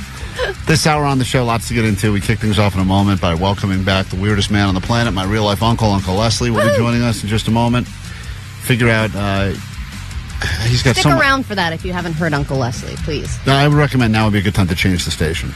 If you want to hear some family weirdness, you've come to the right place. If you're new to the show, nice to meet you. I'm Klein. That's Allie right there. You got the DJ Omar Khan, Hello. Jake the Nerd in the back room, Postmaster Johnny, and Vanessa taking your calls at 800-520-1067.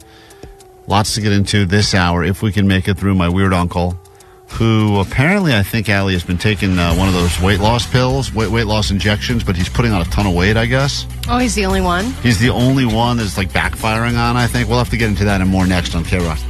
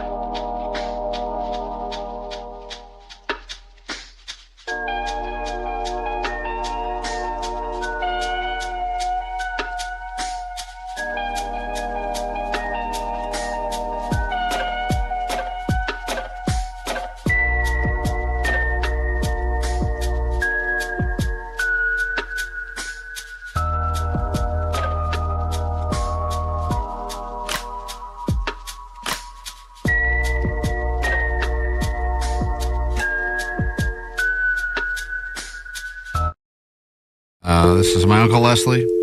If you've ever heard him on the show before, this is not a joke. I wish. Hold on, whoopsies. This guy is a weird dude, very strange. Every time we talk to him, we learn something newly weird that we didn't know before. Well, primarily it's that he. I think he has invested a significant amount of whatever money he has into this phone booth that supposedly calls dead people. I think he was on, talked to us a little bit about that. Yeah, he did. He also talked to us about his stuffed animal collection because he's a grown man with a stuffed animal collection. And he's just a weird guy in general. He doesn't think he's weird because, you know, if you're a weird guy, right, you think that you're normal, but if he doesn't answer, that'd be better.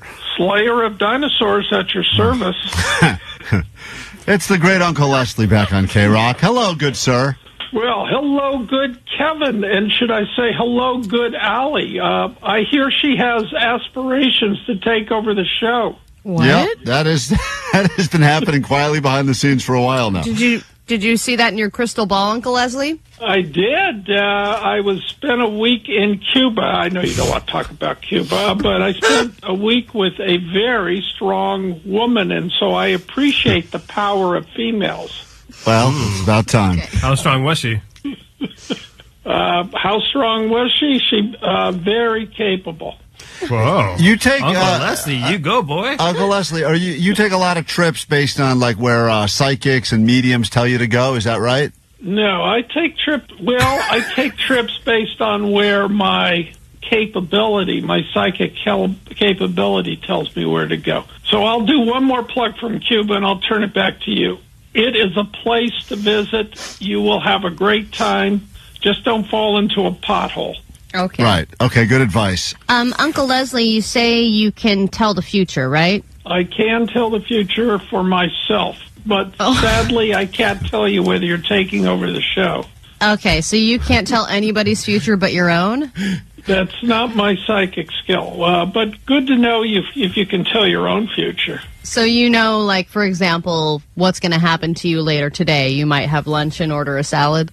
Well, actually, I won't be ordering a salad since I'll be at a Chinese restaurant, and they don't serve salads there. See, that's the future, Al. You see the power this guy's got? You are a gifted man. Man, you got some serious powers there. I thought you were on the weight loss medicine, so you can't even eat all the big lunches and stuff. I'm taking Manjaro, and I have Well, I'm sort of going down. Haven't you gained weight on the weight loss medicine? No, I have not. I am down 17 and steady. But I heard you're eating a lot. You're just, like, not eating as much. You're correct, Kevin. I cannot eat as much as I used to. You used to eat a lot, right? You used to order multiple. I used to be the garbage can. I've never seen a guy that would order 2 entrees, 2 desserts. Really? Yeah, every meal. Do you know how he knows this, Allie? Did he tell you the story of where he gained that? And it wasn't psychic skill. I'd love to know. I took him on a cruise on his 16th birthday. Yes, I did hear about this. Yeah. So, yes, okay. Well, that's how he knows that. I don't even recall that, but... Well, I mean, you wear the same pair of pants. Selling liquor to the kids so you could raise money for the gambling, which you promptly lost. Do you remember bouncing your only gift for your parents, a ball, a little rubber ball that was all you could afford to buy, and you bounced it over the railing into the ocean? I don't you recall. bought your parents a ball? Because you lost all your money gambling? I think the story sounds like something I would have done. A rubber ball? Yeah, the story does check out. Yeah. All right. Well, great. All right. I'm glad we had you on. What a trip down memory lane. I'm a little old for that, it seems. I know. Yeah, no kidding, right? Yeah. You sure I was 16? He was a young kid. What do you want? Uncle Leslie, any advice, since you've seen your own future, any advice you have for anyone listening now that's concerned about what this year will have in store for us? Go to Cuba. You won't be concerned because you won't know about it. Okay. That's good advice. That's my real-life uncle, Uncle Hey, Leslie. last question for me. Can I get another one? Sure, why not? How is the psychic telephone, speaking to the dead telephone, moving along? It's actually moving along well. Will you hear about it in 2025? Maybe. No. Will you hear about it in 2026? Yes, but you may hear about the ETs arriving that will hide it. But you won't hear about any of that in Cuba. So you're saying you won't hear any of that in Cuba. That is correct. So, Uncle Leslie, what you're saying is that aliens are going to come to a planet Earth and keep us from knowing about this telephone to speak to the dead that you've invented? Could happen, and they are here. It's not they're coming. They're already here. But when will they reveal themselves? And where are they now? Like, are they walking among us, or? I don't think they're walking among us, but the information is being released by the government very slowly. Right. How many aliens are currently here? There are 90 different species. Whoa. Of aliens. We could be talking to one of them right now on the phone. Hold on, Uncle Leslie. Yeah. It's first of all, put him on hold. The reality is, Allie, with this guy, there is no reality. Every time there's a whole new weirdness side to him. I didn't know he was an alien guy too. I didn't know he knew how many species there were. So it's like, I think that we're calling about one weird thing, and then he brings up a whole different weird path to go on. Uncle Leslie, it's just a Pandora's box of weird. Now I think Omar's onto something when he says we should have that guy on every day. Tell him, hold on. I'll talk to him at the break. We got to take a break. We're behind. We'll be right back. We got more show to get to after this. One of the things that just really shook me was how simple and how powerful it was. Justice sound to me is just so badass and so hard-hitting. There's like this feeling of wanting to let go. Sometimes you listen to it and you kind of digest what's going on in your life. It's your only way in to an intimate private KROQ show with Justice. Hello, we're Justice.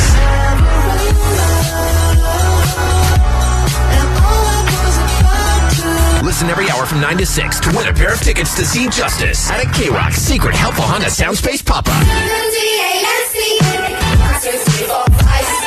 Instantly get on the standby boarding list for a chance to see him again at KROQ Mile High Club Destination 6. A trip to their show at Red Rocks in Denver, Colorado.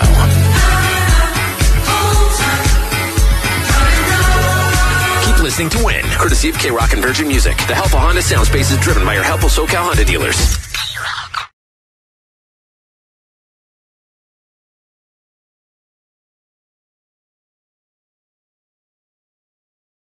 Jake, we tried to help you, man. We really did. And this would be the third attempt at a sex experiment with Jake the Nerd. The guy is on a 5, 6, or 7 month dry spell now since moving in with his girlfriend. Usually that's when you would think the relationship was at its best. When you first move in together, but you're not married.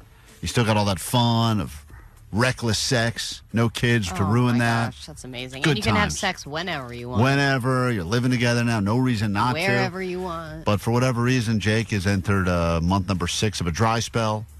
And we've given him 3 different sex experiments to try to bring anything into this guy's life. Mm-hmm. And in a lot of ways, he's doing it to himself. But I also do feel bad. But I know that he could change his situation if he really put his mind to it. A lot of people on the text line also claim that they can out-dry spell Jake, and that's not really what this is turning into, a battle of that. But if you've ever snapped a long dry spell, maybe you had something that worked for you, because we've tried, and I thought yesterday was going to be the slam-dunk home run for Jake, because those giant flowers that arrived here for Vanessa, sent by a listener, she didn't know. She didn't want them because she didn't know who they were from, and she was creeped out. We convinced her there's a hidden camera inside, so we gave them to Jake to give to his girlfriend, because he never does nice things like that for her. Yes, and I think this would be something that made her feel loved, because there are plenty of times where he's ditched her to go see shows. He's bought gifts for himself at those shows without thinking of her and giving her anything. I think for Valentine's Day, he picked up some flowers at Vaughn's. And like a chocolate bar. And chocolates. And a chocolate bar. So anyway. Because we told him to. Right, we told him to. Anyway, here is him attempting to give her the flowers. And any woman would, I think, for the most part, be like, wow, this guy spent, it's a real deal. I mean, you can see pictures of this on our socials. So it's beautiful. $400 operation here. Listen to this. Hey, I got you a present. I have a present. Even the way he says it, it's like, come here, you. Hey, got you a present. It's like, you don't even set it up nicely. She loves him supposedly, so maybe this is Does she say for that, her. Jake?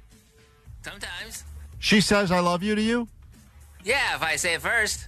Oh, my God. Are you sure you're still in a relationship? I hope so. Like, maybe she thinks that you guys have broken up. Have you ever checked? Like, I don't... Allie, I think you're right. When you hear this, you may even lean even more into that theory, because, really? listen... Yeah. Hey, I got you a present. I have a present for you. Yeah, look. Yeah, That's like what? the help. She Yeah, seems what do you annoyed want? by it. You're out of your wing. How did you get it? What do you mean, how'd I get it? Did you steal from someone? Oh my! Did you steal it from someone? It's her first question. Did you find this on the side of the road? Is her first thought. Dude, the presentation is everything, Jake. You show up. She was gone when I got home. I was going to do it right when I got home and surprise her. I was going to have this whole thing, but she was gone. So she came back later during nap time. I was asleep. So this is after I woke up, and she was in the house, and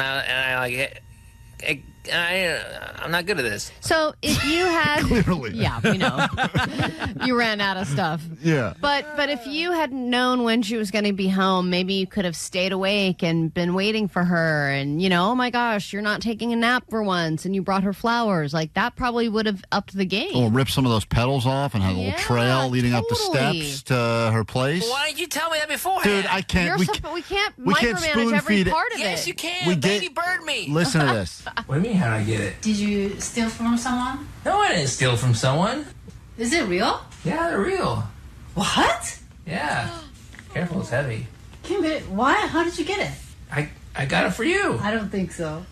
You don't do this. You don't do this kind of things. She's so... She can see right through it. I love it. She knows this is so not something you would do, but you can tell though that she loves them. That first that genuine reaction like, of they're really for me, they're real and they're for me. It's like she's craving this, and you give it to her, but then it's ruined. What do you mean I don't do this kind of things? I've gotten you flowers before. Yeah, but not like this. Tell me the true story. I got it from work. Oh, why would you crumble little bitch. so quickly, Jake? Honesty is important in a relationship. No, false. It'll ruin you. You've gone with honesty, and it's gotten you nowhere, dude. I'm going to try it again. You're going to try and give her the flowers again. Yeah, I'll take them back. Someone else send some more flowers here. I'll try again. Listen, dude. All you had to say was, I wanted to do something special because I haven't done anything special in a while, and I love you. You don't say the thing about the sex. That will be hopefully what comes of all of this. But then when she breaks you down within 1 second, you go, I got him from work. I got it from work. Yeah, I know, of course. Of course. See, right away. They were sent to the station. Oh, my God. For me to give to you. Of course not. They were sent to our producer by some listener. Be better. And now, and even worse. Dude, it's like you were so brutally honest here. You could have. You really listen to Vanessa. You didn't have to say they were sent to another woman. I mean, you really ruined all of this, dude. By some listener that freaked her out. We did a bit about today, and they're like, "Why don't you give these to your girlfriend? She'll like them," and see what she says. So, Jake told them that I didn't believe it. I'll tell them that you didn't believe it. Do you like them? I like it. What, you will have to return this one? No. You can have them. Yeah. Listen. I guess I can. Listen to how it ends. 5 seconds ago, she's going, wow. And now, just by Jake talking, we get to this. Yeah. What happened was she thought for a split moment. Yes. My boyfriend did something nice for me, and then it ended up not only are they not my flowers, and not only did he not pay for them, they were given to somebody else by a creepy person. Right. It's like now they're weird, creepy stank flowers. Right, she likes them. No, she doesn't. I always wanted to put these flowers on a door. Now she wants them outside, she just said. She wants to put them outdoors. Like a rose bush? No, right here. On the table. Oh, you want to put them on the table? Yeah, it looks nice over there. Yeah. But you might want to sweep. But you might want to sweep. Are you her assistant, Jake? Yeah, I have chores now. Sweep the table? No, everywhere. Or sweep everywhere? All right. No, that's not Why you get it instead of other people got it? Well, I don't know. I guess they wanted to see if maybe you thought if I gave it to you, you would think I was sexy. What? Oh, okay. All right. Well, that didn't end well. I think she was literally about to throw up. What? I mean, she's just nauseated by the question, Jake. Just disgusting. If I gave it to you, you would think I was sexy. What? How do you feel about this, Jake? I don't feel good. Yeah. That's it. Checks out. So she literally orders you around to clean things? No, I only have to clean like every other week. All right, Jake, I don't know what to tell you, man. That's like, it's like This she's your mom. It's wild. Hey, you think I'm sexy now? It doesn't change my opinion about you. Okay, Oh. great. Well, that's sad. I think you should legitimately ask her if she thinks you are in a relationship, because I think she thinks that you have already broken up and that you're roommates. No, she asked for a back rub. Jake, read the text line. Just read the last 50 texts. I think that'll give you some perspective. I don't want to do that. I think you should. That sounds like a bad Take idea. a quick break.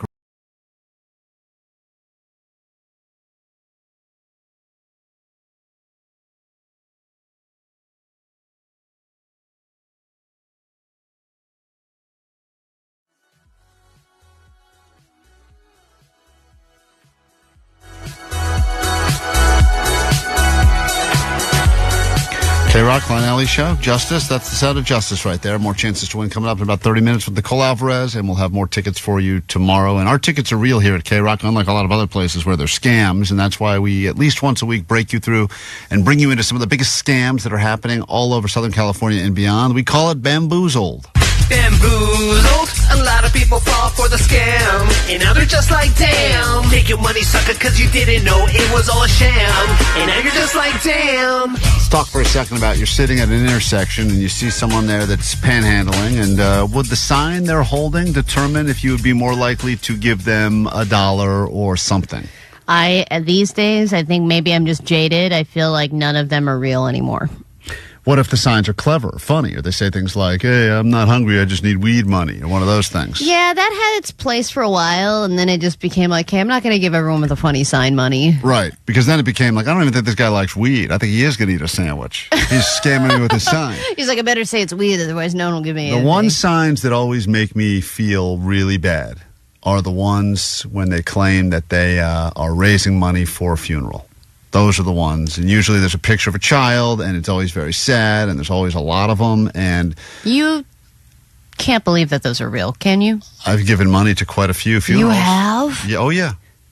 I don't think any of My wife those just are did real. it 2 weeks ago. Really? Uh-huh. And I told her you just got scammed. Because I think, and you have to look at the people, right? And these people were hustling. It wasn't like they were depressed or sad. Exactly. Well, this right? is why. So I was just like, these guys are just hustling. They just arrested 2 people in L.A. over this. Oh, it's happening everywhere. Listen to this. This is a crazy Bamboozled. A heartfelt photo of a child surrounded by big bold letters on numerous poster boards. These so-called funeral signs were back in two valley intersections in mid-January. Hey, I want to take a look at your picture. The woman didn't respond like someone who was actually grieving.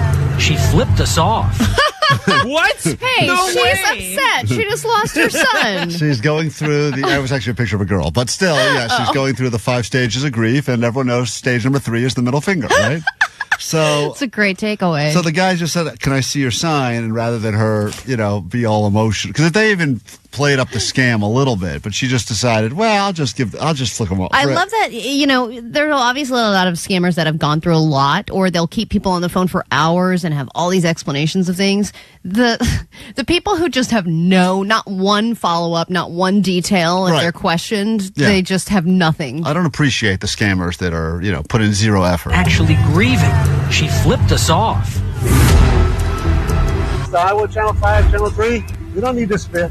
Her sign She spit on him. Yeah, then someone got spit on, and then listen, no. it escalates pretty quickly, Allie. We don't need to spit. Her sign said the funeral was for Lola, an 8-year-old who died of leukemia. Instead of answering questions about the child, the woman met up with the rest of her group, and they immediately became combative.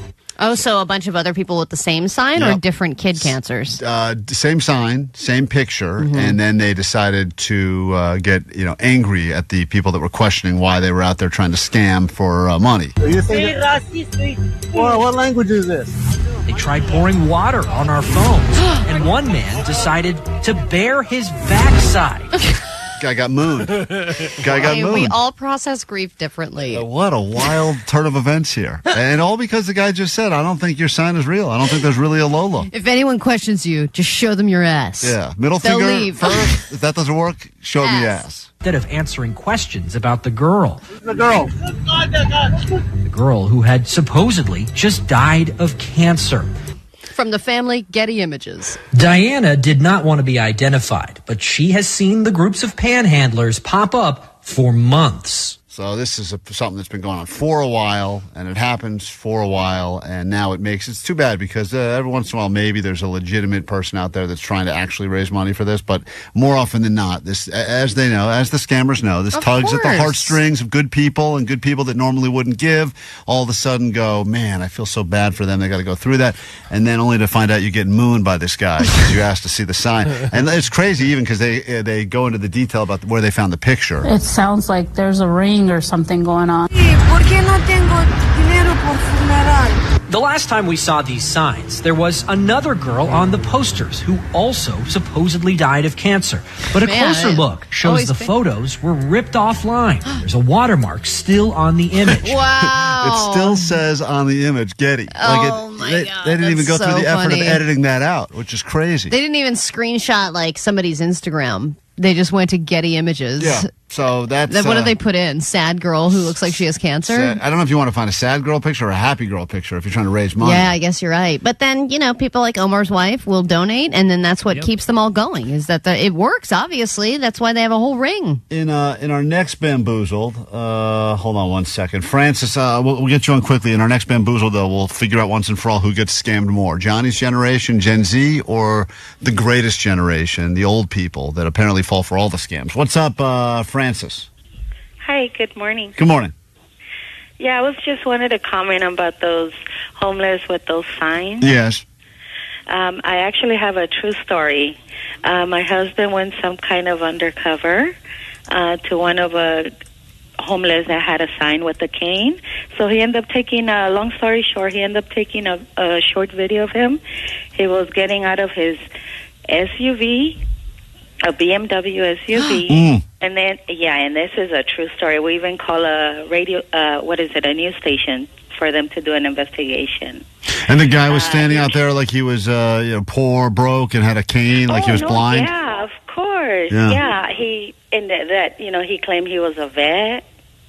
Wow. It was a That's crazy messed story. up when you claim you're a vet. You think and you're that's not the a most vet. messed up? Rank them, Allie. That's more messed up than faking somebody dead served kid? our country and then, there's a lot of people that come back from that and they have a hard time. They have substance abuse issues. They're injured. They don't feel like their country is supporting them back to give them livelihood after they've served our country. And then there are, on top of that, a-holes who are impersonating them, pretending to be vets, and getting sob story money for not real services. You think fake vet sob story is worse than fake funeral kid picture? I think so. Really? I think it's fake vet, then fake kid cancer. Wow. I think that's worse. What about the guy I said earlier that had the sign that said, forget food, need weed? That's the top. That's best. the worst, by far. Who gets scammed the most, the young people or the elderly? It's a question that will divide us as a nation. But there's an answer. Hey, good morning to you guys. If you think this stuff isn't happening, it absolutely is on a daily basis. I get the emails, I get the phone calls. It really does happen. And believe it or not, Gen Z, 3 times more likely to fall for an online scam than even their grandparents. Wow. So today we're talking about some ways to keep you and your online accounts safe. So now I would imagine it's because the grandparents can't even figure out how to get online. So that's why Gen Z's fallen for them more. But the number is crazy when you think about it. People that should be tech savvy because they've had computers in their life their entire time on this planet are still falling for the scams 3 times more than the elderly. But here's the thing. Old people take the time to read stuff. Right. That's right. Young people don't read. Right. So click, then it's credit like... card, click, whatever you need. Exactly. Right. So you're just like, boop-a-doop, and you buy something and you don't realize. Last year, scammers made off with more than $200 million from people under 20. Wow. Up from $8 million in 2017. Young people are spending more and more time online in different apps, in different ways.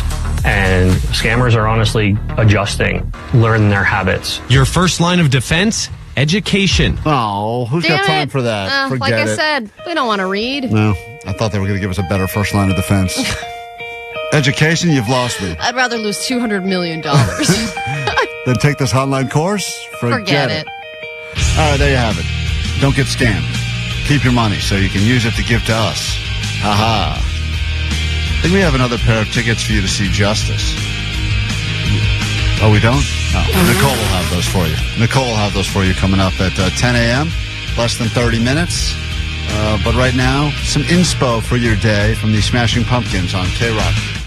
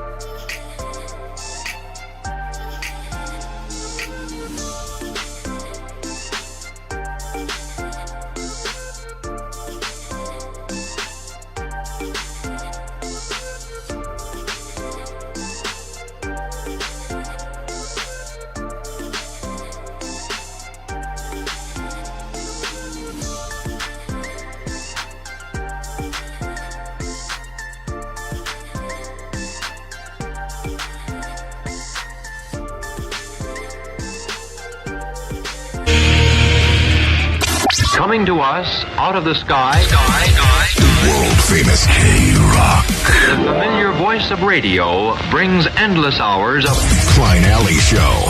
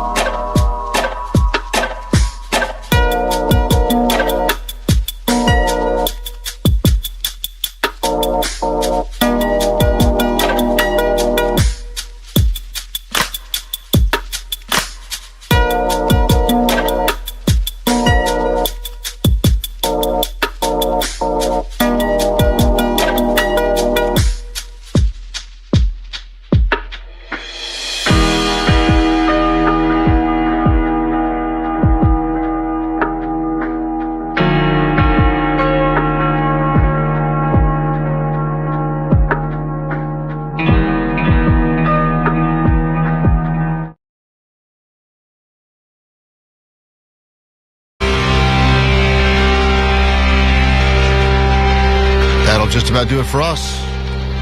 But fear not, Nicole Alvarez will be on 40 minutes nonstop KROQ and more of them tickets to go see Justice at the surprise show. Get on that standby list. That starts pretty much now, straight up through 6 p.m. tonight on KROQ, so keep listening and get yourself some Justice. Justice was served today on the show in Petty Claims Court. Thank you to that couple.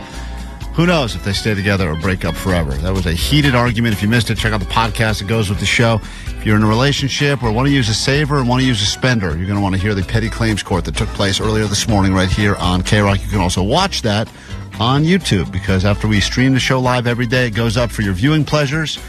We don't mention it nearly enough, but if you see it, you like it, go ahead and share it with a friend or two. Help us to hashtag grow the show. All right, Allie, takeaways. What do we got? 831, my takeaway is, Uncle Leslie, you go, boy. Mm-hmm. Uncle Leslie, apparently a crowd favorite. 559, my takeaway is, I don't have to work if I look good. That was according to the defendant in this exciting edition of Petty Claims Court. 562, the fatter the fupa, the tastier the chalupa. Yeah, we learned that very early this morning, and the fupa in question belonged to one Allie Johnson. There's about 20 different takeaways about fupas, but let me cut to 951, who said, my takeaway is nice grass. Nice grass. Oh. Nice grass. There you go. Jake, you got a takeaway? Yeah, Cuba is a place to visit. Cuba's a place to visit, once again, according to Uncle Leslie. I think he just got back, so it's on his brain. What a weird guy. That is a weird guy. He really just kept trying to turn the conversation back to Cuba. He wanted us to keep talking about Cuba. We had no interest in talking about Cuba. And then he was mad that we didn't want to talk about Cuba. Omar, got a takeaway? Yeah. Yeah, my takeaway is that there are some strong women in Cuba. Strong women in Cuba. Very capable. Yeah, was he implying that he was with a whole... What was he implying? I don't know. Yes, of course. I think he was literally just talking about strong women. Huh. I don't know what's going on with that guy. Well, we could ask him when we have him on tomorrow. I feel like he would just pay to watch them lift things. We're not having him on tomorrow. Yes, we are. Why not, dude? You need This guy is great. You need a month-long break between Uncle Leslie. Holy crap, you are wrong on this. Allie, what's your takeaway? My takeaway is the third stage of grief is the middle finger.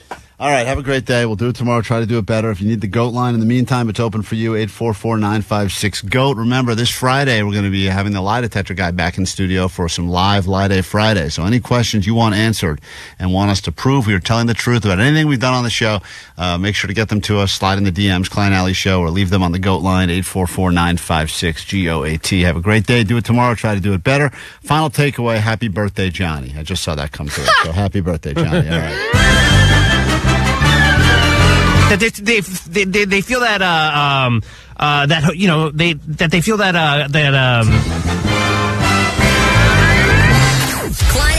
Klein Alley Show. KROQ, the world famous KROQ. Hey, you lot.